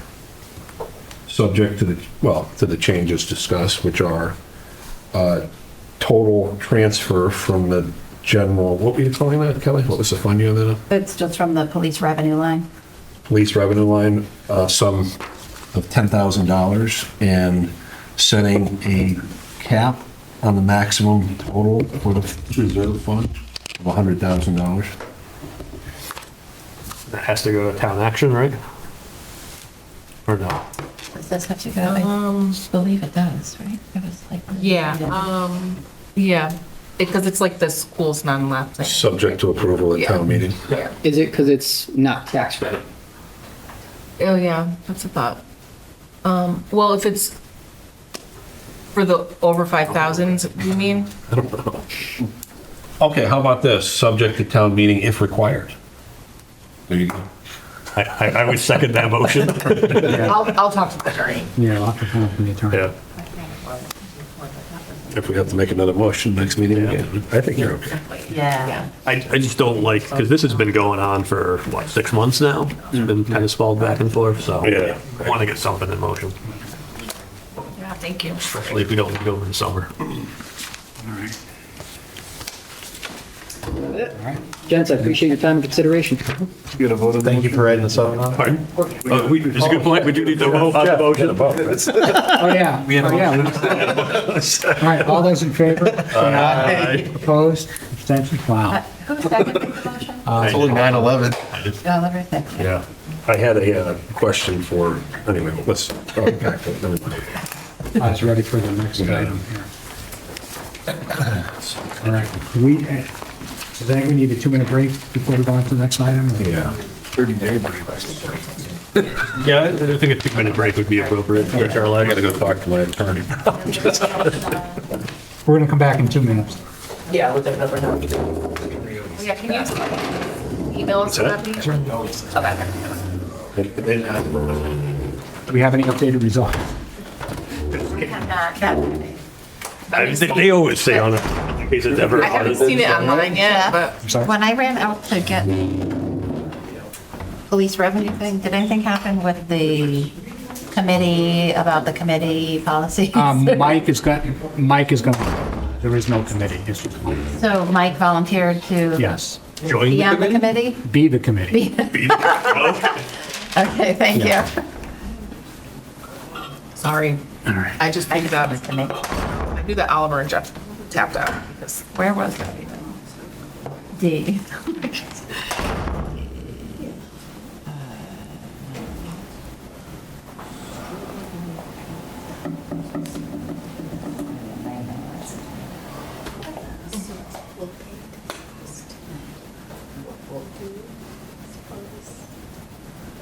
I think that was part of the whole motion to set it. The kids. Yeah. That's Temporary mill rate. Yeah, Ben was playing that yard goats tonight with the. We have enough money to cover. Oh, really? They Yeah, move it. they need to ask you. If they move it, we have enough. Okay. Yeah, well, at least a month. I haven't done a projection, but we had, at May 31st, we had 10 million instead. We'd have to take out whatever's in the balloon payment that's coming up. Mary, how much is the balloon payment about? You know how much the balloon payment's gonna be about? How much? For what? The balloon payment What balloon? for the teachers? Oh, it's a lot. Yes. Any rough million and a half, million? I think what's the number is. It's usually around at least a million. Yeah, I think so. Okay, so we got, It's only covered. and then I got the debt payment of $500,000. Those are like two big things coming up. So we went from 10, down to we still got 8. We're not gonna spend that in July. What are we spending on? Need a sticker. Sugar daddy. I think we'll be fine. Because the other thing is, when you send the bill August 1, the bill will be in here August 1. Well, We pay them. Jim was trying to pay today. That's okay. Jim was trying to pay today. Yeah, so like, it's not like you don't get anybody until Right. September. Yeah. Well, we just got that. Yeah, so they can, I'm assuming this is, when's going to be the next referendum if they set a budget? Oh. Approximately. Oh, yeah. I didn't read my book. I gotta look. We did project out, not. I think it's if it doesn't happen. Yeah. He would have an issue. Because it wouldn't save $8,000. It's not nailing. He's gonna say. The percentages? Yeah, it dropped from 55 to 53, I think. I mean, I haven't done it. But I'm pretty. Oh, we're going out in decimal place. I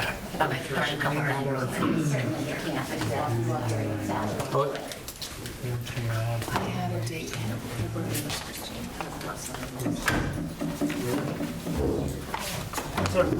Decent swing.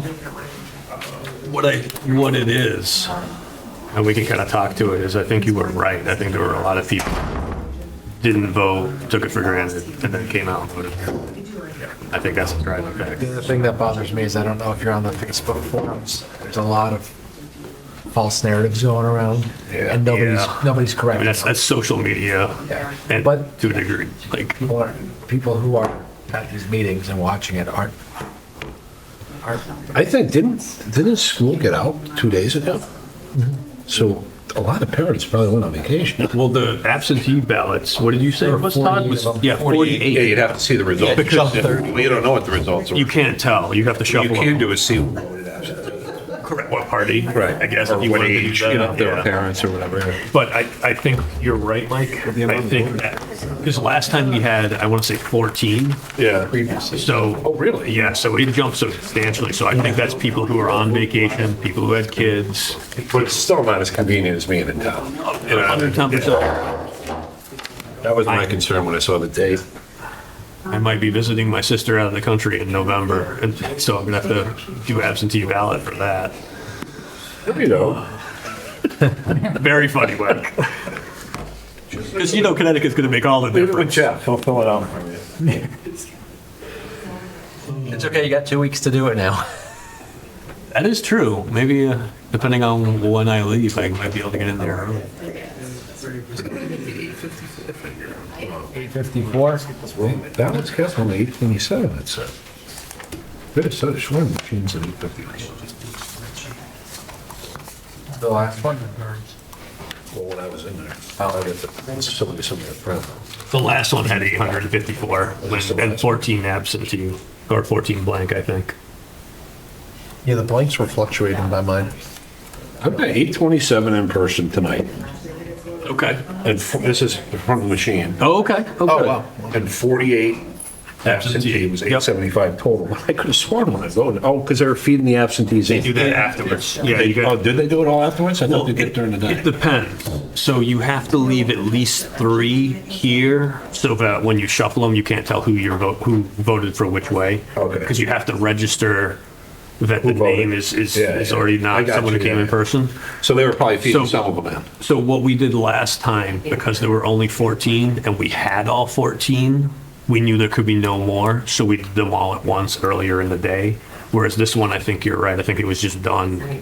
They A must have. large chunk of them were done at the Well, end. when I was 7:30 or 7:20, I voted. It was 854, and they only had 827 total in the machine, so they must have been feeding something. Yeah, no, that would make sense.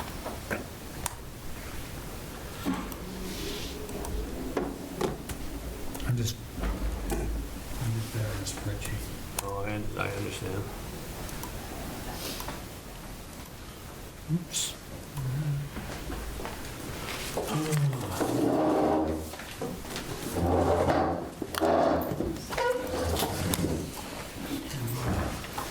have I got? No, there was no date.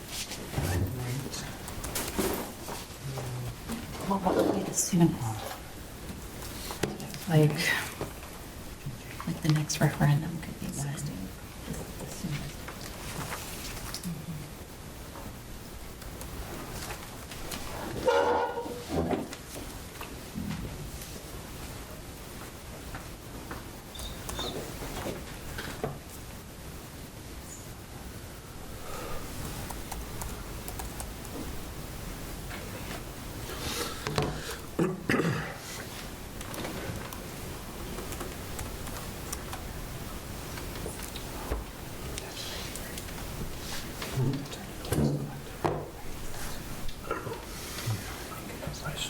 Oh, yeah.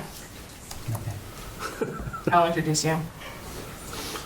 It's like a new kid. I think I got introduced last week.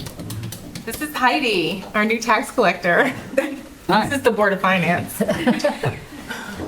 Hello. Welcome. Thank you. Make it through this, you'll make it through anything. You almost look like Sherry, though. You do. I feel like you can pass for her. It's been a seamless transition, too. All right, so we have, still don't have a budget, so we have to do something. First question, I guess, just from Heidi, from your perspective, would you agree there's time for us to do another, I assume we will set a budget tonight that will go to town meeting and referendum roughly within about 3 weeks for the total of that. Is there time for us to do that? So I shared with Ethan and Kelly that I had reached out to our software company in the situation that it didn't pass and asked what our options were. And she did say the easiest option would be to bill on August 1st. So basically a month out. Again, that's as long as the town has the funds to carry us through July, because we won't be getting any revenue in. The other option would to be bill July 1, but you're lowering the mill rate. And then you're dealing with doing an additional billing later in the year, which is going to cost us more money. And then people are going to be confused. They get a bill, then they're getting another bill. So obviously, if we do have the money, I truly feel the best option would be to wait until August 1st. What's our Well, what's our we current have the balance? treasurer's report. Kelly's got some. Can we float a month, Kelly? So I don't think we'll have any problem. I haven't done, the full workup, but as of May 31st, we had about 10 million in our STIF fund. We have a balloon payment for the teachers. We've got a debt payment coming up. So that's probably going to total somewhere south of 2 million. So we're looking, and then just regular payroll, I don't see any other substantial bills other than that coming up. We have sewer bills paid each month, right? Here's another 15 or so. So I don't think we'd have any problems floating July. If this next one fails, I think then I'd actually have to do like a full analysis to see how far out we could go, and what larger expenses. How much do we have on our Visa cards? I mean, and then obviously like some vendors you could push off. Yeah, right. That gets crazy, Certainly, obviously salaries and debt, you can't. But That's okay some if you're vendors like- you could push off a couple weeks and just say, but I definitely would recommend trying to pass it the next time and save the 8,000 on the second billing and a lot of confusion and people who don't pay that second bill because they think they already paid their taxes and now they get an interest payment and they're really angry. So I would highly recommend trying to do one more before we have to consider a second billing. But in the interest of getting the bills out August 1st, because the other component is if they get mailed August 1st or due September 1st, we'll have a big chunk of people coming in here the first week of August, the second week of August. So it's not like we don't get any money till September 1st. We'll get quite a bit of Well, the people like mortgage to come companies in. pay it pretty quick, right? What's that? Do the mortgage companies still pay based on the Actu- quarter?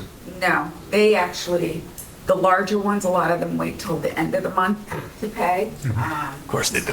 And then that causes a big chaos.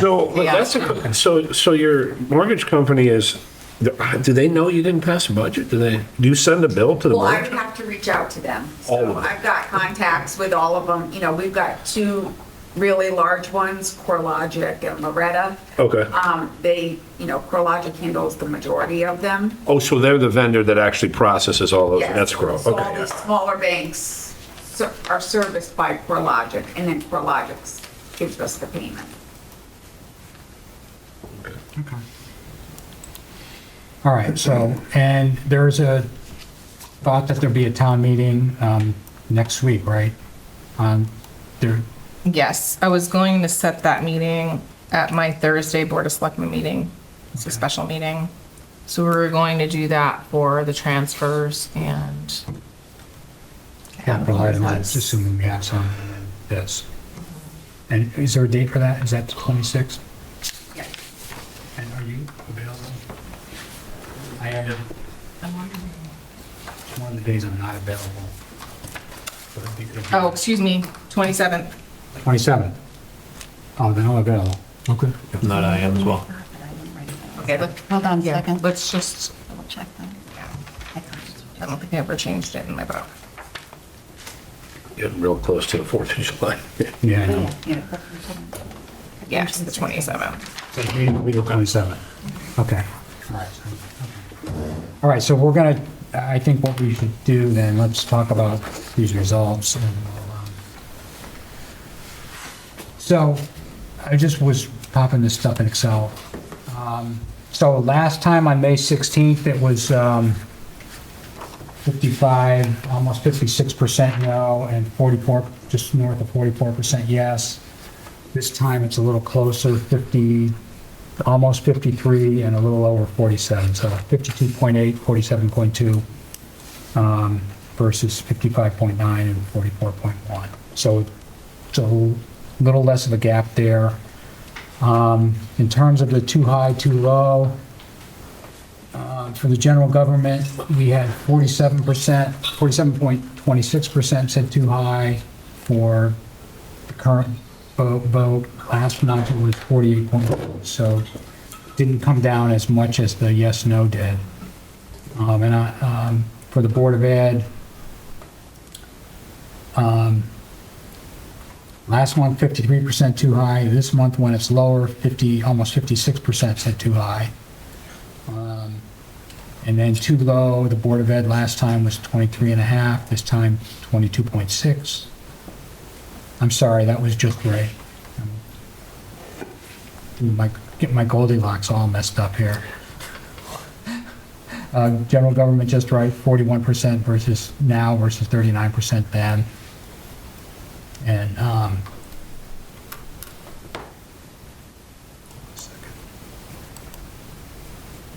a minute, those percents are wrong. Hold on. Okay.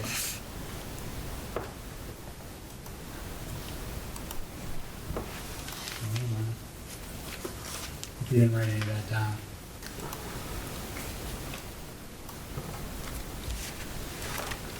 That's okay. Wait a minute.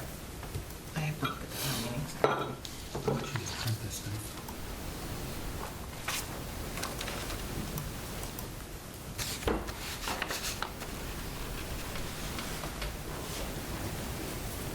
All right, no changes to the percents on the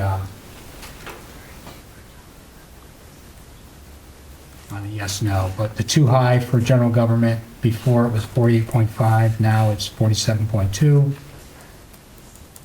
Too low, before it was 39.9, now it's 41.3. And I'm sorry, that's still just right, not too low. Too high on Board of Ed, 54.4 last time, now it's 55.9.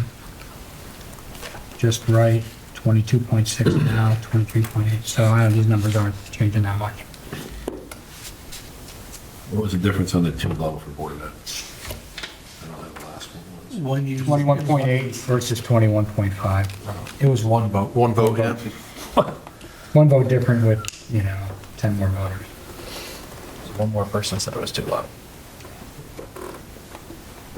All right. So what are some people's reactions? So I'll go with my first concern.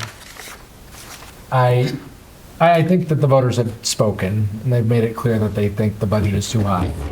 But I would also like to speak to the voters and say that there is too much people believing what they see on social media and buying into it. And it's really frustrating that they're not getting their sources from these public meetings. And I would ask that anyone who's on these videos, on the Zooms, share them with the voters so that they can be educated. I saw a lot of people voicing that they can't believe the administrators are getting 5% raises, which it's written in the slides. It was a 3.5% raise, a 3% raise, a 3% raise. And I understand if people think that's too high, but at least understand where the numbers are and what we're actually talking about. People talking about COVID money and overspending through COVID, and now we don't want to give up what we've already had. If we look back at staffing over the last 7 years, as Missy supplied, we haven't seen our teachers increase. We haven't seen our students increase either. We're at the same staffing levels that we've been at for the past decade from a student to teacher ratio, with the exception of one ARPA fund that we've retained for needs. So I feel like things get lost in translation, and I just want people who are able to check and hold people accountable for real numbers. And not, People are changing their vote because of a social media post. I think that people. Oh yeah, yes. 'Cause I'm not on those pages. So I'm not. I see a lot of but- people. They see 5%, and then 5 other people jump on that bandwagon and say 5%. Why are the teachers Yeah, getting less of a raise than the Social media's never administrators? changed my mind, but I'm not sure about. I think in the margins, you might be right. There's a few people that get, But my point is, they'll glom onto one thing, but most of those people already have a preconceived tendency. But the point They're that looking for information There's to nothing we can do. I mean, I think the appeal you're making is to anybody who's watching this, tell your friends Yeah. to tune in to see Yeah. what the dish is. you make an informed decision, not a decision based on something somebody said. Yeah. Make sure you're voting on the facts, not your preconceived notions. Once you go to referendum, you lose control over the conversation. Yep. Yeah. And the argument that more people get to vote is great, but I still think you should have to be educated to vote. And that's where the town meeting worked better, or a representative in town, where you don't have, so you can elect the people and they decide what the budget is, but I'm not, there's two sides to that. And I think that I've seen it, once it goes to referendum, it's just the mob. who can get the biggest mob, Are there discerning, intelligent, educated people in those mobs? Absolutely. There's a lot of people that really understand what's going on. But the majority of them are just, they come with a bias. Yeah. They feed that information and social media, whatever, their neighbor, and you'll talk to people and they'll have one fact like that misfact. Yes. But if it wasn't that fact, they'd find another one to justify the fact that they don't want their taxes going up. Which is a very unique year. We had an outrageously high increase, and we have to deal with it, so. So let's, okay. Other thoughts? Sure. So I do want to be careful of throwing around the word uneducated because I understand your reservations with that. But I think there's a lot of people who I've spoken to they find it insulting. It's not that they're uneducated. It's they sometimes feel that we don't have empathy for their position, right? So there was a great example of the lady at the last meeting who said, look, I have kids in the school. I want to support the school. But at the end of the day, myself and my husband each work 2 jobs. And we got to choose between, putting food on the table and supporting the school. So I don't want us to assume that people are voting a certain way because we feel they're uneducated. I really think we need to be mindful. That's not the only reason. I did say there's a whole bunch of really educated people with it. I just want us to be mindful that there are a lot of people who feel like they have no choice. And we just need to be. Yeah. I would say showing my empathy biggest to that. concern is the misinformed that are voting Sure. with misinformation. But I don't think we can easily ascertain We can't. who can and can't. What I'm saying is there's going to, no matter what budget we put out there, there are going to be people who are going to vote no regardless. I mean, they are informed. They're getting Talk Turkey. They're getting, it's all over our website. People come in town hall and ask. They're informed, but there are people who are not Right, but reading I mean, that and that's- they're just jumping on the Right, Facebook but that's bandwagon. We can, all we can do is what we can do, right? Yep. We can be transparent in this meeting, we can be transparent in the town meeting. And people are, I agree with you, Oliver, people are informed as they want to be, and you can be educated and informed, you can be uneducated and informed, you can be, there's a whole Venn diagram there. Well, there's a couple of things that I think are factors here. So I know, Jeff, you had brought up at the prior meeting, you thought there was a percentage of the population that didn't vote last time because they kind of took it for granted. And I think we've seen a couple more people come out, but I think probably that was exactly the case. Mm-hmm. But one of the trends that I noticed was we only had 23 people change their vote from no from the last one. And that doesn't seem to me to be enough to move the needle. I think we need to take more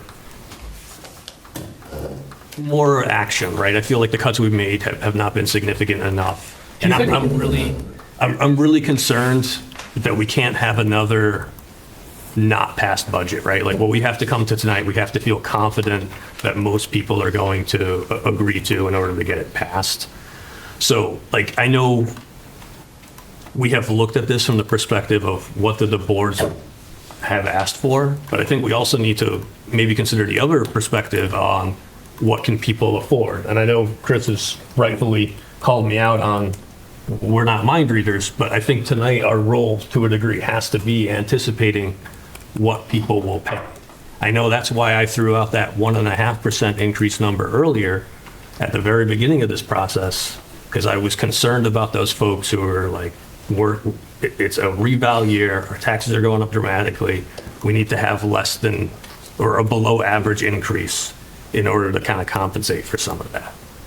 So that's all my ask of this board is we've got to consider the other perspective, how much people are able to pay, and not just the perspective of what the boards are asking for. That's my only ask, is have empathy for those folks. I just have one question. Do you think it's because of the increase in taxes or the amount we spent? So that's a really interesting question, Mike, because I, like yourself, I thought last time, really thought taxes were the drivers and not necessarily budgets. Right. But when I talked to a couple of people, I don't know if you guys had similar conversations with folks on why. No, just the people who voted no.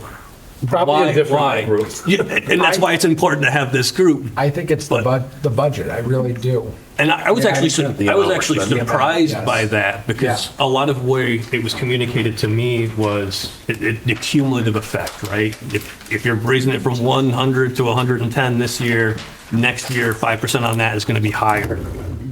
Right, so I'm using easier numbers for sake of rounding, right? If our budget was 100 and it's 110, 5% of 110 is more than 5% of 100. It's a cumulative impact of what you increase now will impact next year's and so on and so forth. So getting that number down more to something that was affordable wouldn't be as so impactful on the following years. That was some of the feedback I received.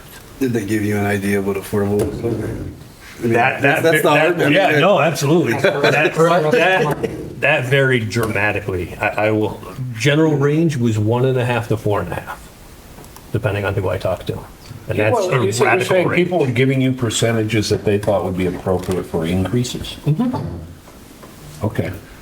Again, and that's why I challenge that. I don't think all of our voters are necessarily uneducated that they're voting against it. Some of these folks are financial conservatives who love crunching numbers, quite frankly. So when I said that, I just want to clarify that. What I was talking about is that people haven't been exposed to the amount of information that we have in this room, or that you would at a town meeting.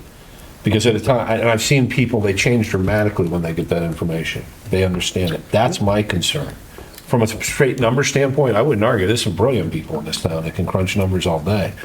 But I'm just talking about the whole picture, because we come in here, we're a board, it's our job to look at the numbers, look at the town, what they're willing to pass, obviously, and what the needs are. You do have to consider the needs. I'm not saying you should do one or the other, it's a balance. And I think a lot of times, when I've been on Board of Finance over the years, I felt like there was a not much consideration given to the actual need. Because we're the elected folks. We're the ones that are supposed to digest this and make a decision, okay? Not necessarily to respond to temporal emotion, okay? That's all I'm saying. I'm not saying you can do that. I'm not saying we can get that path, but I'm just saying that's how I look. In a normal year, I would agree. This is not a normal year, No. right? The reval just makes it so much more complicated and more challenging. I would argue that, once again, not trying to use the word uneducated, but the general public, I feel like they don't understand the reevaluation process. And I don't think that that plays as much a part in this for a lot of people. It definitely plays a part for some, but really I think it is, unfortunately, the numbers. And I think that we saw more favorable voting this time because there were more people who were willing to sacrifice a little bit and just vote yes to get something passed. I don't think, I think that the numbers we put out there were small to move the needle a little bit. And I think people were just saying, I don't want to go through this again. I'm just going to vote yes because I know we're not going to get much further than this. And that's my concern. Yeah, I mean, I know people read into the guidance that we get at different levels, but it almost stayed the same. There's very little variance in the guidance that we got from the questions from before, like a 20 vote. What did I could see real quick? So I think that you can test some of that to the fact this is the first time I've ever heard the Board of Finance really consider that clearly as guidance for what they want to do. Well, we haven't had a budget in years, right? Well, I'm going back years when we first started. We had budgets fail when I first started, okay? Multiple budgets failed. We always seemed to pass the second one. But it was never really given, the questions were considered, but they weren't given the latitude that we gave them. I'm actually surprised by that, if I'm being honest. It wasn't. We asked them so we get the input. yeah, ignoring data. Yeah. We still have to put out something that we think. Yeah, I mean, I look at it, so it failed by 100 votes last time, it failed by 50 votes this time, 49. So, it got a little, we missed a little closer. I agree with what people are saying. There's nobody who I talked to who said, I'm glad for the tax rate, I'm glad you took extra money out of the general fund balance. It was all about you're spending too much. Like, I bet we could return that money back to the general fund and just go with an actual budget that we believe would pass and it wouldn't be a concern again. I think that's a good point. Yeah. I think a lot of people, that you have brought up a great point, Jeff, and that there's a lot of people who didn't vote last time who voted this time. So I don't think that's going to change again next time. Voted what? Well, So Jeff had raised the concern last time that he felt that there was a percentage of the population that took it for granted that it was going to pass and then come out and vote.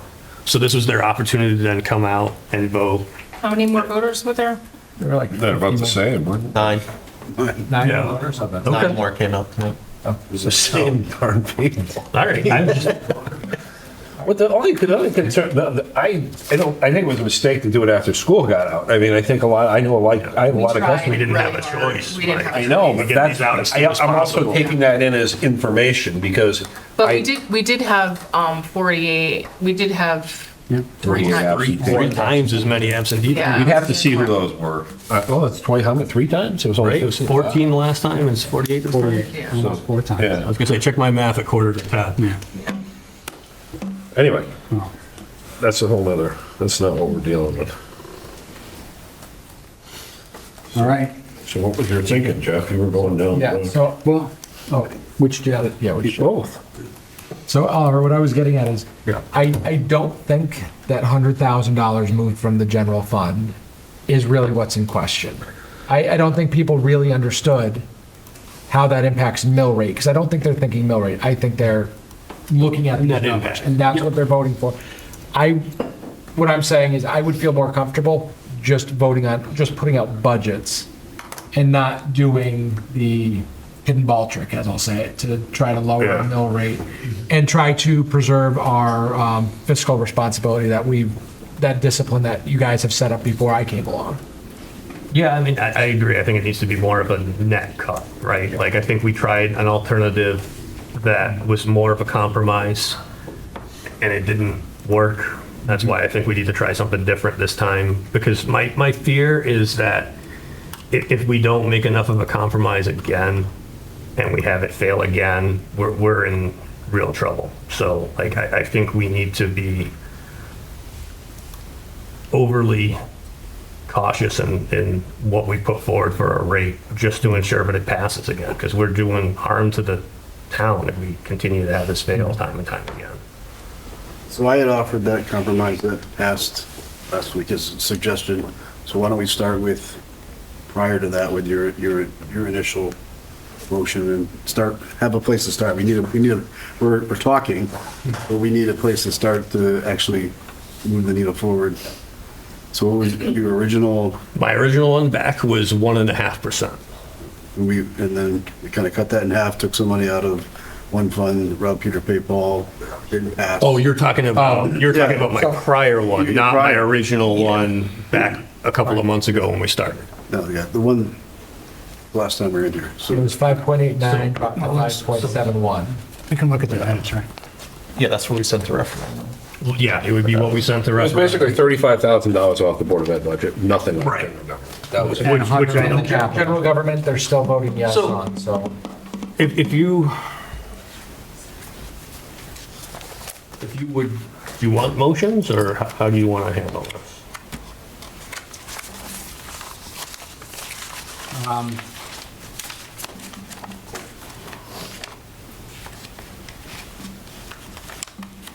Let's talk, I mean, I guess we can take motions, that's what we do. I mean, my thought is, I just want to put out there, I wouldn't want to reduce capital anymore, because I don't think people think they're voting on capital. I mean, it's on there, but we don't have any data that, we have no advisory. I think we should cut something from You should both add, boards. not to cut you off, that would be an interesting. But I think we should cut something from both boards, and we should reduce the mill rate. And I guess I would leave the fund balance, where we had it. I think what'll happen in the model, if we do that, it's probably gonna adjust what we're taking off the fund balance a little bit. And I can tell you that whenever we have a number. So my concern is, and just again anecdotally, does anybody know what the proposed mill rate was? 30. 29. No, I'm not asking you guys. I mean, the people that you talked to, like to your point, they were talking about, they just thought we didn't reduce budgets enough. And that's what your feeling is too. I didn't get that quite as much. I got the opposite, but. You've had The, based on mill rate? No, I just, people were really concerned they were gonna cut the Board of Education budget a lot, and I happen to know a lot of people in that camp. Yeah. Yes, And so they were very concerned about that because it's, you know, But I think one of the things, so hold on, we cut the Board of Ed budget, we didn't touch general government. That was the feedback I got, like, what did they do wrong? Yeah. You know what I mean? well, but the Board of, Where the impact is as well, right? Yeah, I so I just think said I one of the didn't things we can was do, also like I the had advisory question. one slide in the town meeting that says, what did we do? Like, right? When it failed the first time. So at that town meeting, there was one page that said, here's what we changed. Right. So one of the things I'm thinking of doing is taking that one slide and putting an image of it on our website. Like, you don't have to open any What document. website is that? The town website?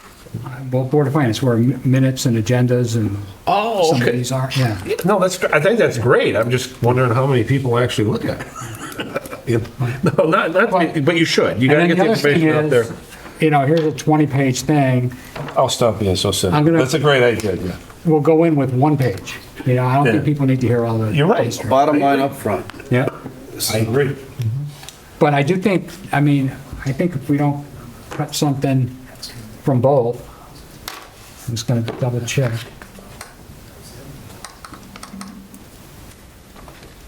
I mean, still, the two highs, one out. Like, if you look at just one category, the two highs, one out. It was not as bad on general government, but I think we cut something off of both and cut the tax.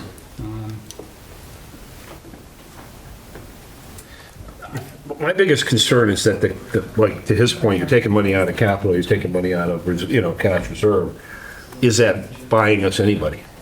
Because they even understand it? I don't think it made the difference. I don't think either. The difference needs to come from the budgets. I think it's come from the probably, board. I would tend to agree, and I just don't, I don't know that we can agree on what that is, but it's definitely, That's the challenge for tonight, and that's where Yeah. we gotta I think that's get what to we a should point focus that we have to feel confident it's something that's gonna pass. So, so what, We do, Mike, because we're, Oliver, we sit here and we come up with ideas and we think we did enough to make something pass. We don't know. I mean, we don't, yeah, you could cut everything to nothing and then the whole town, I don't know. The logic just, we gotta look at both sides. We gotta get something to pass. it's a balance. I think we tried to compromise a lot last time. I am just really nervous. I was nervous about that proposal when it was originally at 70,000 that it may not pass. But knowing the makeup of this board, I felt it was appropriate to come up with a compromise that we could all agree to, even knowing that perhaps the town itself may not. So how much did we take out of cash last time? 100,000? Yes, 100,000 out of capital, 35 off Board of Ed. can I just get one quick question for Missy and Bob? Do we know if there's been any additional retirements or separations that would drive additional reductions that we could then feed into? So, lower salary hires, stuff like that, since the last meeting? I might have one pending, but I'm not confident it's in the area that I can absorb. Okay. Because we were absorbing, I think it's 6 right now. Yeah.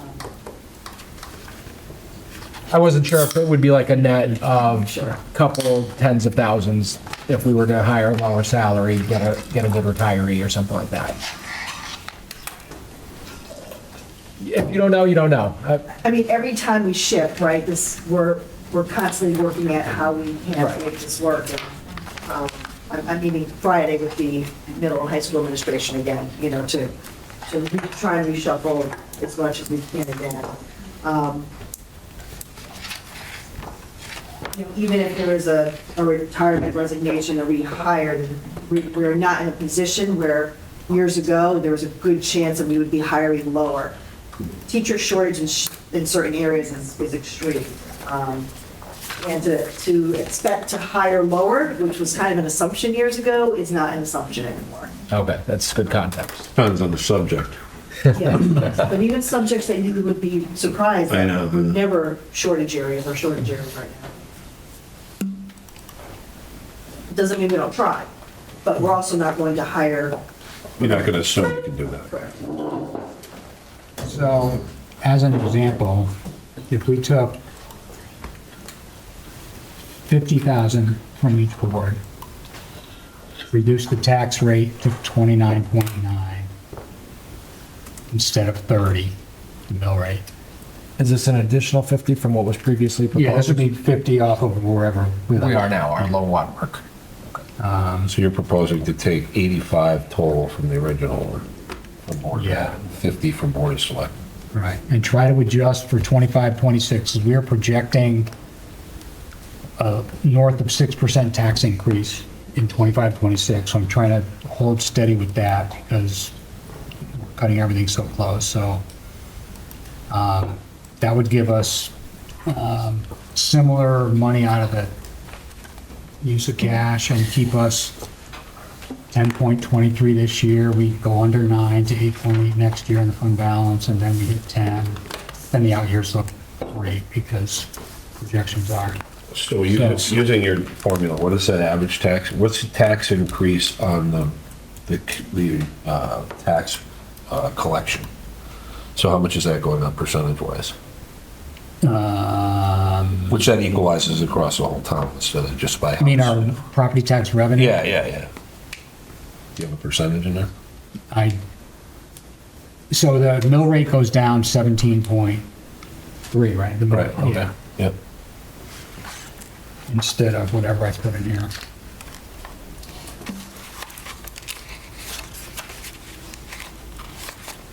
I don't know if that's enough. I honestly do not think that's gonna be enough. I think that's a way to get 48% saying yes and 52% saying no, and we're back in the same situation, and we're wasting thousands of dollars. More. My concern is you're gonna be voting on this in the middle of summer, and half the parents are out of town. You're not gonna get the time, so that becomes an issue, but you know. You also have a lot of retirees out on the Cape with, Yeah. Yeah. I think it'll net out. My concern, the base that you need to get out and vote is gonna be more likely to be out of town in July or June, late June, than. There's nothing we can do We will about have it. absentee Oh, I ballots. know, I'm just thinking out loud. I mean, what are you We can gonna? push the absentee ballots, and Kelly had a good thought that if we had the next referendum sooner, the better, would be the 16th, but we do have a talk turkey going out on the 20th of July. And so we could do it the 20th of 23rd. July? Yeah, so I mean, we could have the referendum the 23rd of July. We couldn't have it any sooner than the Too late. 16th. Okay, but we wouldn't be able to have it sooner than the 16th. Because we're not meeting for the rest of the month. The 16th of July you're looking at right now? Well- The earliest? Well, right, it's It takes a month. well, if you're not meeting until the 2nd, How long did it last one? if you're not meeting for the rest of the, unless you want to meet next Tuesday. We're gonna pick a budget tonight, I think. Yeah. And then you can go to town meeting in what, Well, 7 hopefully go to days? town meeting. Can that go to town meeting on the 27th? Okay, so if you do it tonight, I'm thinking you have to meet again, so. No, we're gonna push it through tonight. Okay, so if you do it tonight, then we would do a town meeting. Tomorrow night? No, it would have to, Should be on that same schedule, right? It was actually the 26th. it was actually gonna be the 26th, yeah. Oh. So that would be Wednesday. So, right, so we You're could, talking like the 26th or the 27th. so we added it to that agenda. Okay. Yep. I And would have then to as do quick that as you can do a referendum, I mean, I think the deciding factor on those days was what? Our moderator's availability, right? Between the 26th and the 27th, was that what it was? Or am I Yeah, getting so it's the confused? 26th. Okay. okay, so that's back to, are you available on the 26th? I'm on it. Okay. Yeah, I am, yeah. All right, and then, I mean, I wouldn't do the vote the week of 4th of July week, you know, but then I don't think you can. I just want to make sure it can be added to that Wednesday's meeting. It should be, as long as Christine can get me the call by, I have a meeting, a Board of Selectmen meeting Thursday morning at 9:30. She would just have to get it to me. We're not here tomorrow. So You just have to vote on it, then you post it. Right. Yeah, okay. She's not here tomorrow? Is Ann here? Well, we're Juneteenth? closed. It's Oh, that's Juneteenth. right, Juneteenth. So, I mean, I'll talk to her tomorrow, so I'll make sure that it can be done. And then we'll talk to Lee and Michelle, the registrar. And hopefully be able to do it then the 9th, right? That would be the soonest, probably.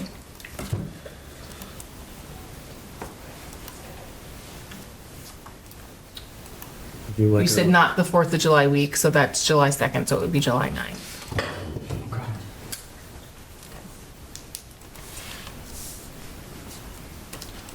Would you like a motion, Joe?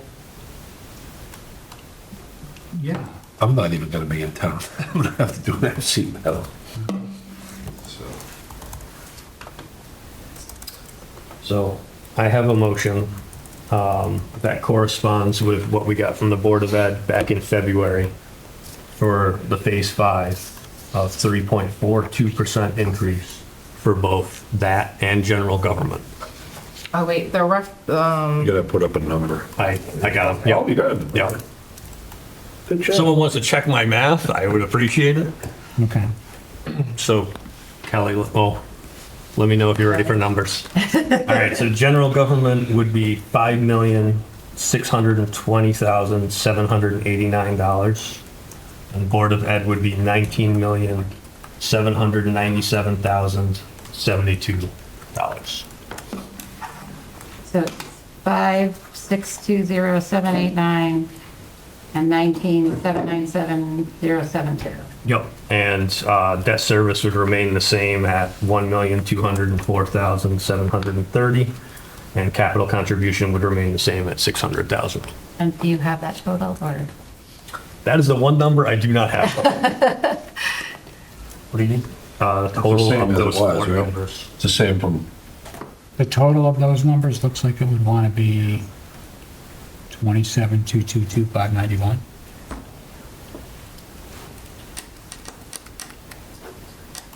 so 27,222,591. Yeah. See if that matches. Sure. I was all proud of myself for having the debt number ready. 26,622,591? No. No? Did I do it wrong? Or I did. Well, no, this is wrong. You're probably better. I'm trying to do it off my calculator. On my phone. 5,620,789. 19,797,072. 600. 120,4,730. it's debt, yeah. That's that. Yeah. So. No, I was The total questioning the budget, total Kelly? Is number. that what- 27,222,591. How does that sound? I think I didn't have the Yeah. capital in there before. Yeah, what's the number that? Yeah. Give me a minute. Okay.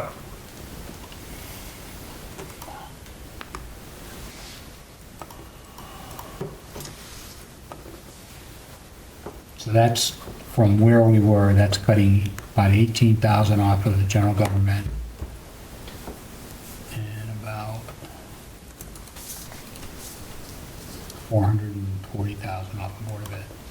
That's, Yeah, it corresponds with Phase 5 from what the Board of Ed presented back in February. That was the logic. To do. By no way am I comfortable with that. I just want to make that clear. That was a direction. yeah, that was like the, Yep. No, I'm just letting folks know it's not an arbitrary number. That is where that number comes from. What was the Board of Selectmen percentage? Pardon? What was the Board of? It was the same for both. do you remember the response of 3.42. what they would have to cut to achieve that? Yeah, I think it was 5 certified teachers. Right. 5 additional, or Yeah.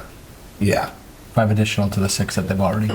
That's my memory. I don't know. It was That's- 2 months ago. That's a 10% reduction in certified staff year over year. That's pretty consistent with what a lot of other towns have had to do in a reval year, right? Like Hartford just dropped 11% of their Board of Ed. Hartford Enfield's has also just seen let declining go student 120 enrollment over the last. people from Board of Ed. Like it's Yeah, Yeah, but consistent. well, we don't with even have other a second, towns. so we're But not in a conversation. Enfield, Hartford have That's seen true. declining enrollments over that time. We have seen consistent enrollments to a slight uptick in that time. We don't want to put ourselves in, Well, let's have a second if you want to discuss Yeah. this. Is there a second for that?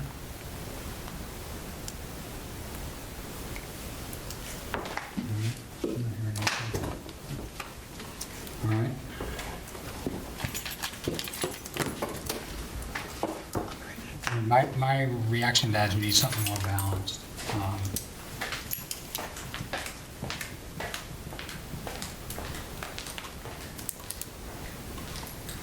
So can I make a motion? Sure.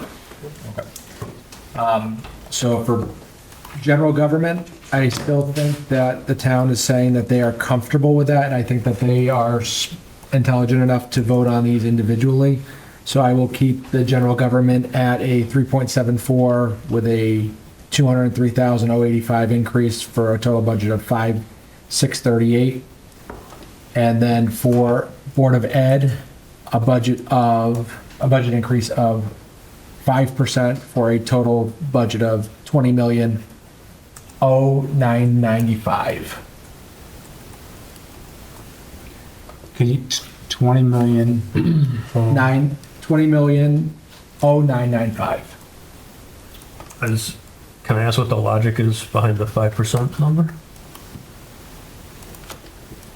So I think that it balances, and I think it targets a little bit more conservative of a number. Yeah.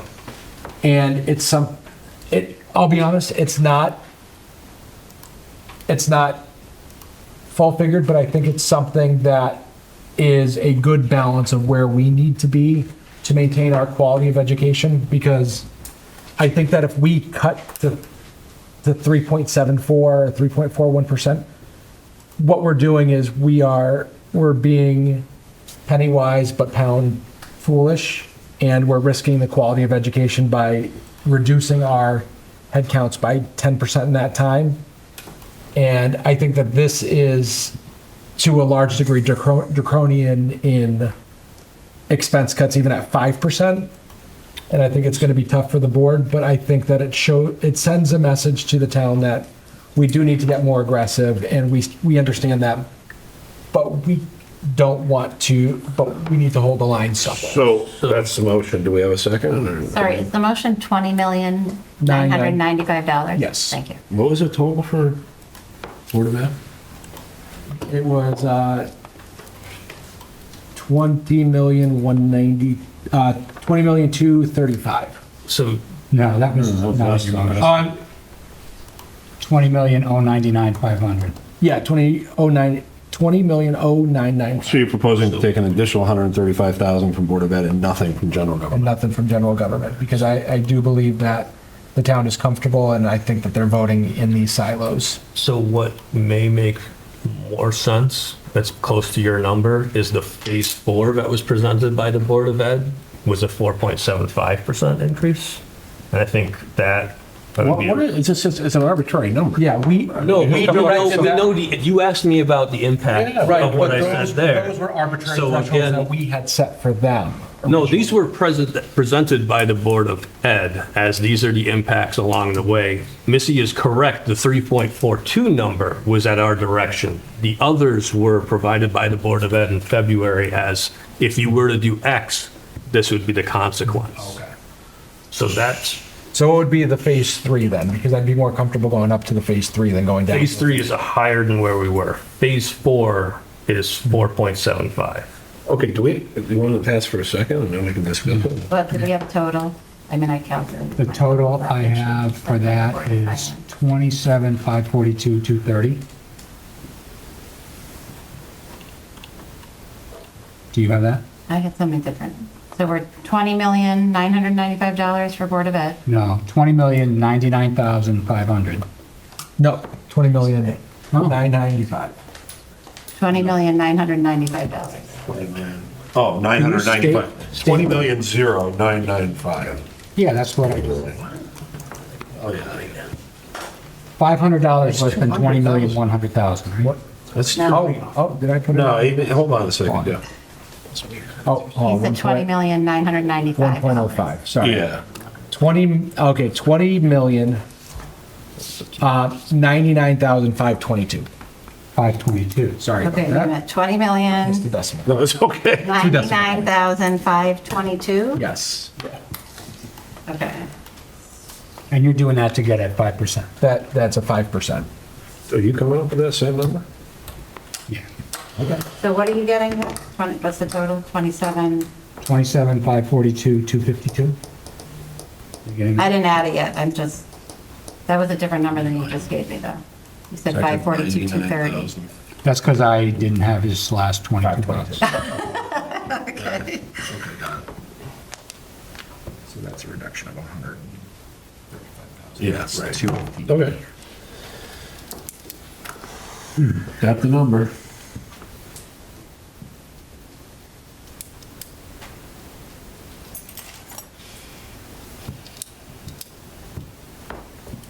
Was there a second? Has there been a second?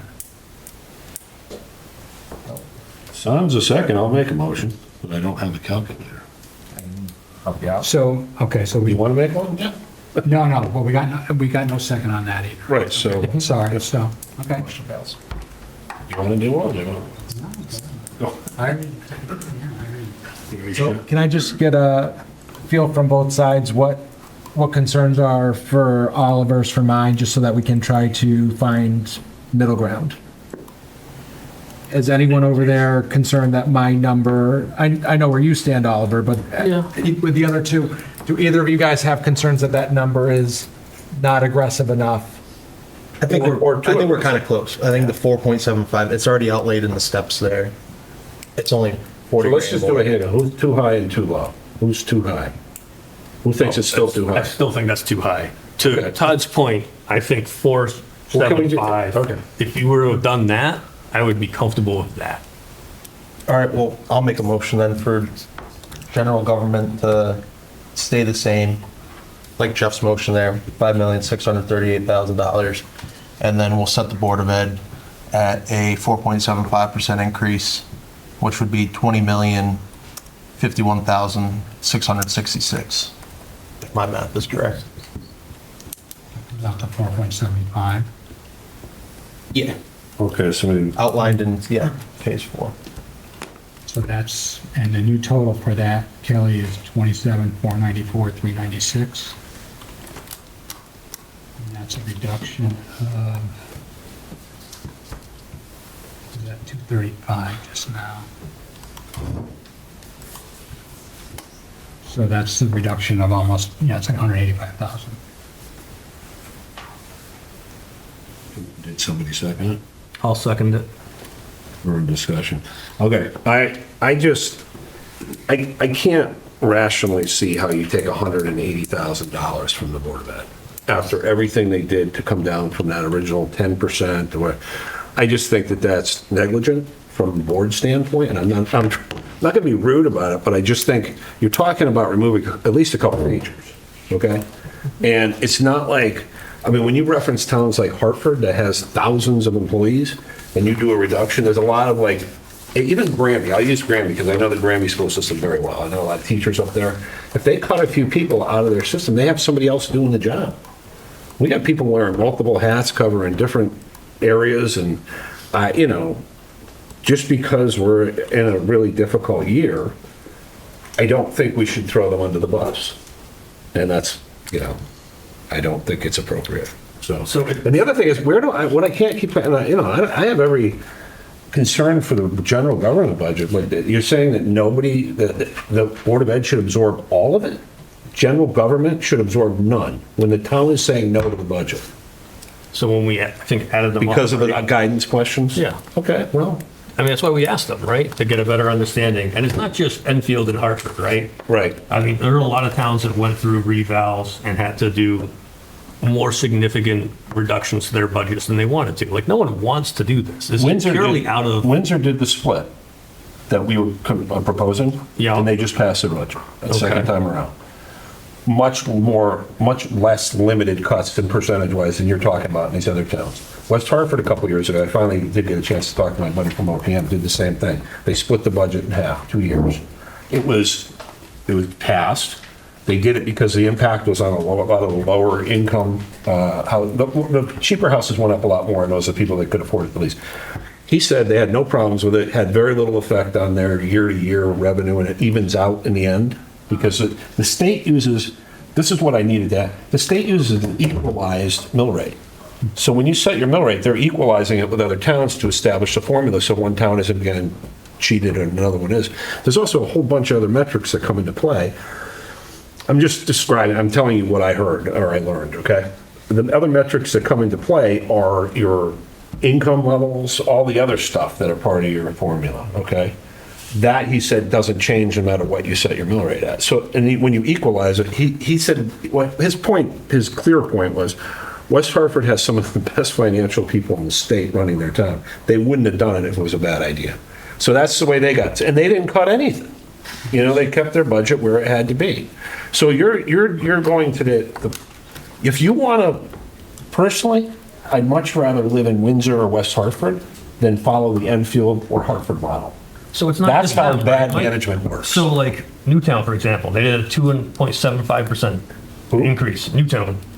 And that was a result of like a 1.4 million decrease in their Board of Ed. Stratford did a 3.27%. What is the size of this? Less than half of what was requested. Like, And you don't know what all of these you're other taking it out of towns. context. You don't know what their increases were in previous years either. Were they at the same percentages that we were?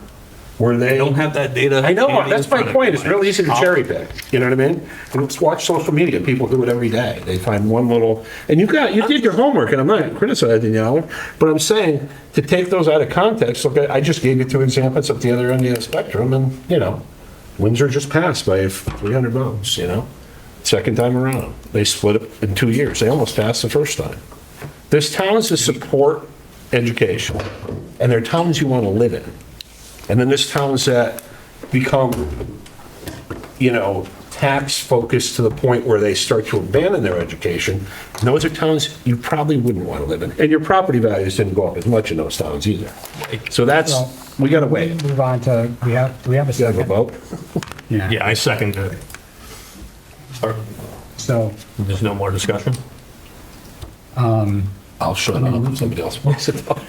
well, we can discuss where we're going. I also think I think we should share the pain. I don't want to see this much coming off the Board of Ed with nothing coming off the general government. Yeah, we keep saying that though, but the general government already has a lower percentage of an increase. For some reason, we don't talk about that. Well- You know, they're 3.74. No, but it's a different, I can speak to that one as the reason why I understand it and I don't have as much of a concern with that is the school is losing grant money that they're having to fill with budget increases. The town's not having that same gap for the same reasons. So from that perspective, I think that we need to be aware that the reason why there's a bigger gap is because the school is losing other sources of funding. Yeah, we can't afford to backfill that, though, at the expense of the taxpayer. I agree, there needs to be some sort of middle ground. That's why what I threw out there was something that I wasn't 100% comfortable with, and I can't get on board going much, if any, lower than that, because that's 2 additional staff, if my numbers are correct, that I'm already sacrificing with the numbers that I had put out there, and an additional 25 basis points is more than. So part of that to me is my strong desire to get a budget passed this time around, because I don't want to pay for additional referendums, the complications we've heard from a tax standpoint. I think there is a mental perspective that people see a number, and if you drop below 5, all of a sudden it's a different number, right? So why things are priced at like $4.99 instead of $5, right? $4.75 corresponds with what we have from the Board of Ed as a potential option, and it helps check that checkbox of being below 5, which I honestly think is where we need to be in order to get something passed. We picked up 50 votes just based on $35,000 off of Board of Ed and nothing off general government. If we took the Jeff's proposal, and what I would probably make, is if you took another 35 off Board of Ed and took 25 or 30 off of general government, now you're showing that you cut both, so you're not picking sides, and you just picked up 50 people with $35,000. My fear is we're gambling, but that's going to be right. And if it's not, we cost the town a lot of money and a lot of exposure. And I don't think it's worth that risk we're talking 0.25% difference. So a perception that you don't support education is far more harmful. You take a perception that $200,000 we're trying to keep budgets below 5% increase. So what's stopping us from proposing 499 then? Would you, That seems a little manipulative to a degree, right? That's why 475 I thought was a good, strong number of it's still the top end of the fours. It's higher than I think a lot of people honestly would like, but I still feel like that's a good compromise and being below 5. Well, did we get a second on? yeah, I second. So, do we want to call a question? You're the chairman. Let's vote on it.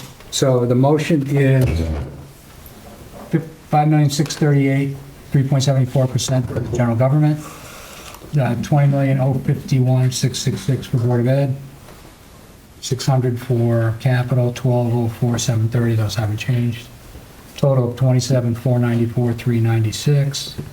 Just for fun, anticipated, I would think the mill rate would go from 30 to 29.9, and it would keep our fund balance a little better than last time, 10.5, 9.5, 11. 3 years. Okay. So all those in favor say aye. Aye. Opposed? No? Aye. Abstentions? Okay, so that doesn't pass. You're up, Jeff. My turn. Your turn.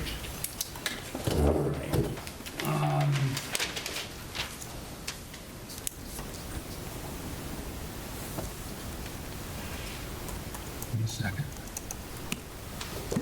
I want to get one of those little Yahtzee things with the dice in it so I can shake it while somebody's me. Just for effect. For a second there, I thought you were talking about like a magic 8 ball. I was like, no, we don't want to be doing that, Mike. I'll make the inside. and while we wait for Jeff to make his motion, I will throw out on the card. I am not opposed to reducing general government if we are reducing the Board of Ed by such large margins, because that will help defray. But I don't think it should be a 1-for-1 because their budget is sizably smaller. So if we're doing 35, we shouldn't do 35. So I just want to throw that out there, that if somebody proposes something where we're around that 5% mark and taking away from general government to drive those costs, I'm not opposed to that either. I would agree with that. I do think the perception of keeping the Board of Ed below 5, I think is what could be a difference maker in getting it passed. I think if you cut both, you just get another 50 folks, you win, or 75. I mean, you don't have to. So here's a motion. General government, 5,608,000, so it's a reduction of 30,000. The new percent is 3.18. Board of Ed, 4.95%, 1,090,000. No change to the other two. Total expenditures of 27,502,730. Projected mill rate would go to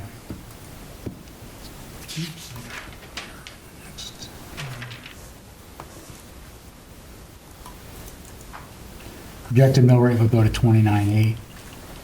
Our other indicators would stay roughly the same. Next year goes to 8.6 if all of our assumptions hold.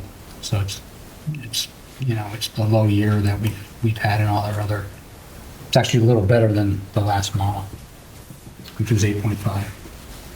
And it's just the 1 year, but dips below the 10%. Yeah, So general government, you dropped by how many dollars? by 30,000. Okay. Then you dropped Board of Ed by, Looks like 145, so it went to actually 75 total from our first. Yeah. Yeah. Keeping in mind, we already dropped it the last. Yes. Yeah, okay.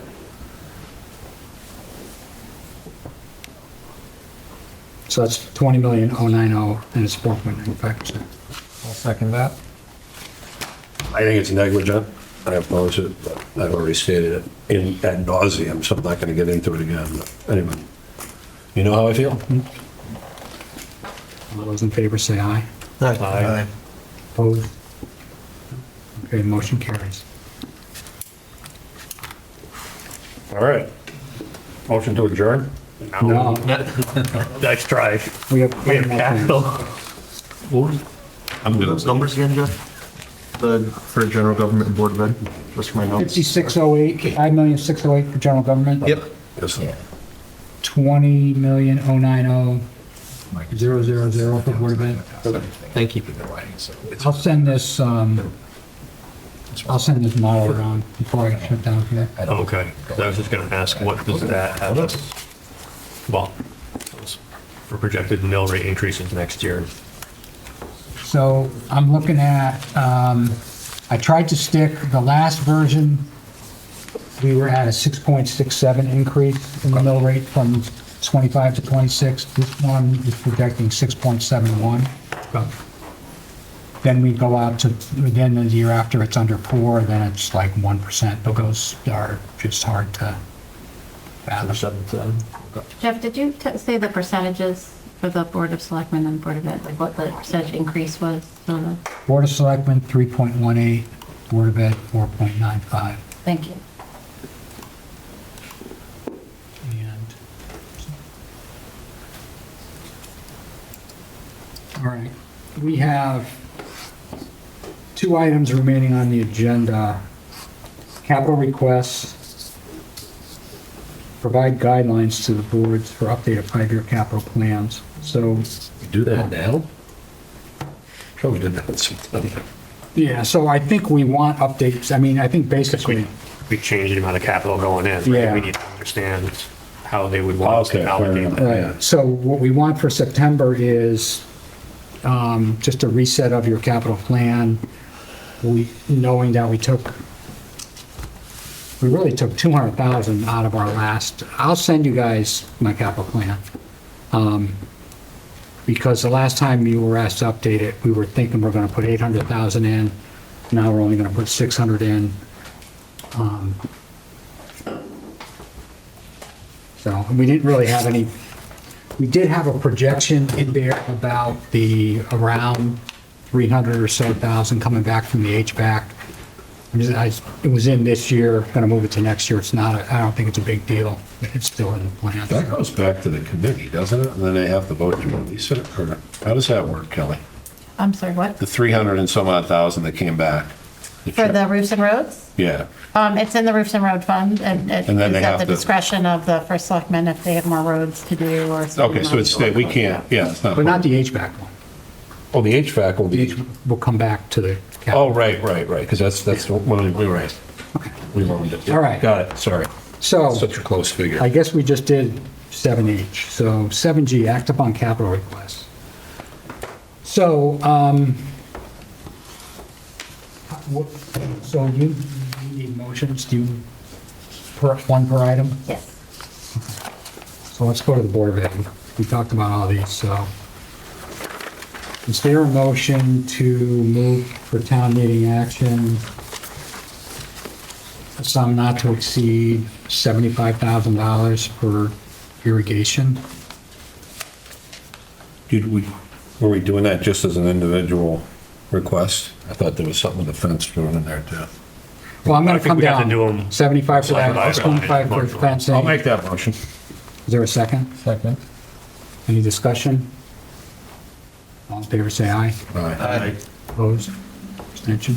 Okay, that carries. Is there a motion for, around field fencing?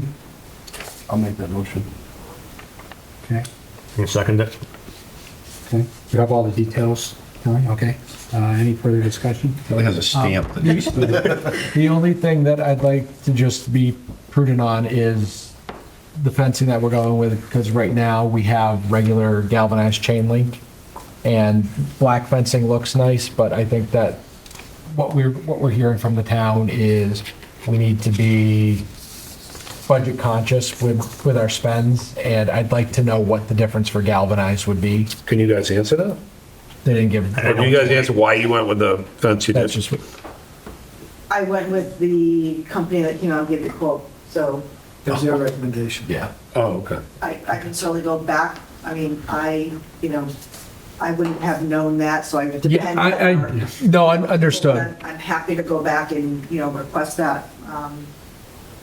Well, one option is we approve the amount. Yeah. And we ask that you in Get the the cheap- in the execution of this, you make, you at least ask the question and make the decision that you think is right. You showed me on Home Depot, the other stuff is cheaper, so. Significantly, it's like 60% the cost, but But it says it's life, right? So the coating protects it. well, the galvanized won't rust as exposed, whereas the coated isn't galvanized underneath either. So there's give and take. It looks nicer. It's harder to make. That's why it's more The expensive. only thing I thought, it would probably feel not as bad to run into the coated one. Yeah. Yeah. Maybe that's part of it, yeah. All right. So, okay. We had a Noted. motion? There was a motion. Was there a second? Yeah, I seconded it. Okay. Any further discussion? The only other question I have is there a reason why we're having them take it out? Could we use our town department to remove fencing and dispose of it themselves? Would that save costs net? I don't know one way or another, but I'm just trying to think how we can. Well, it's a good question for Missy when she Yeah. checks the price of the other fence, right? Yeah, cost of removal versus just the install, if we can use our own. Well, that is a good question, because 20 years ago, the town did all the work on the fields at the schools. Yeah. 25 years ago. And then when the park was built up at the north end, the funds went there instead, and the schools were left with, you take care of it. So that's a good point. But I think on a galvanized, I think we may see a safety issue, because if you run up against a fence and rub against metal compared to vinyl, I think it must be a safety issue. It's probably why they recommended that, thinking, people do run into fences. Okay. But we'll see, but it's a good point. Yeah. Especially if it's substantially cheaper. As far as the fields go, again, those are things, we've taken them on now, and we've asked this request. We've been using our non-lapsing to fix the tennis courts, because about 4 years ago, we were told $300,000 to replace. The town used to always take care of those, and it stopped years ago. Yeah. But, the repairs haven't stopped, and the school board has to take those on, because there's been just no other way of getting it done. So Yeah, I would that's just- why here, today in 2024, we're looking to irrigate fields that the Board of Ed's been asking since 2006. That was the other point I was going to make is I would love to be able to take that difference and make it more palatable for the town to actually invest in that irrigation system that we've been trying to get in for 20 years. But you're right, the school, Missy, and I don't want to knock Missy, and I don't want to knock school board members, but our training and our foresight isn't into fences and HVAC systems, it's into educating kids and having them achieve, and we spend way too much time with this stuff, where I think there are organizations or people in our town government that can do things better than us when it comes to maintenance like that. But the school board's taking those on, because I don't think any of us want to spend $300,000 to replace the only tennis courts in the town. Yep. And the school uses them for 9 weeks out of the year, and the town uses them the rest of the time. Yeah. So I just think those are things, and I appreciate the government this past year, between the two of us, fixing the baseball and softball fields and doing some sharing together, because those are things that are certainly needed. When we have a kid get injured because of some liability out there, it's going to cost us a lot more than what we've put in to maintain and fix these things. I just wanted to clarify, is that motion pending a quote for galvanized? No, I think we can. No, I want to, so let's go and vote on it. So Jeff's Just made the some regular suggestions. Yeah, motion. the Yeah. money's put aside, their discretion Okay. to do a little research and So- act on it. All in favor? Say aye. Aye. Opposed? Abstention? Carries. Okay, is there a motion on the view board? I just had one question. I'll make the motion, but I have a question. The quote that I had here, and maybe I didn't print everything, it says 20,250 or something? Are you talking about the view boards? Yeah. And the amount you're requesting is 25, and then it says something about utilizing capital funding plus the newly awarded PEG PDS, so maybe I missed something in your presentation. We also need to pay for installation. Oh, Because we okay. cannot install them all, we don't have the capacity to install them, so between the PEG grant and this, Got it. to install them all over the summer. Thank you. I'll make a motion to approve the town meeting, so not to exceed $25,250 for view boards, is that what you want to call it? That's correct. With any unexpended funds to be returned to the town. I can second that. Any discussion? All in favor, say aye. Aye. Opposed? Abstentions? Okay, that carries. Is there a motion for the indoor air quality? Not to exceed 40? I'll make a motion for a budget for indoor air quality not to exceed $40,000. Is there a second? Second. Any discussion?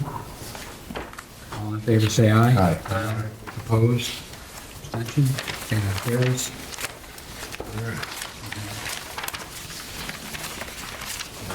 We had a couple things from the town. So my read on the input from Troy was that the 20,000 for the air packs and cylinders had an opportunity cost that made sense for us to consider now. The other two didn't seem to rise to that for me, but we have a, And this was all out of that 90,000 figure, but we had Yes. put aside for next year. yeah, So we're just spending 19 of it a year early. we'd be spending 20 of it. 20 of it, okay. Yeah. Okay. So, I mean, if people disagree, make a motion on all of them, but I'm gonna start with the 20,000. I'm okay with your logic, Joe. I mean, you're getting 4 for the price of 2, but you can't. Yeah, And we directed them last year to start staggering, yeah, and that's what they're doing. And then if we turn around and say, yeah. we don't like what you're doing because you're staggering, that doesn't make sense. All right, so is there a motion on the air packs and spare cylinders? Is that 20,000? Yep. A motion to submit or present for town meeting some not to exceed $20,000 for the purchase of air packs and cylinders per the quote provided. I'll second that. Any discussion? Unused funds. All those in favor say aye. Aye. Opposed? Abstentions? That carries. Any other motions? All right, we'll pick those up at a subsequent meeting. Sorry, did I miss the other, you're skipping the other two? The other two are not going to be voted on. They're tabled. Thank you. Sorry, it's late, my brain capacity. All right, we have, is there any public on Zoom anymore? Any? Yes. There is, anybody on there want to make a comment? Can't really see. Any comment? I don't have anything. All right, then we still have, is Trooper Kyle around? Yeah, I have to text him. He'll come right over, he said.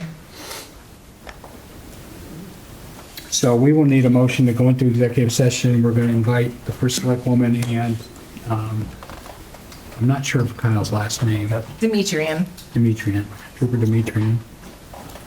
I'll make that motion. Is there a second? Yeah, I'll second. All in favor, say aye. Aye. Aye. Thank you.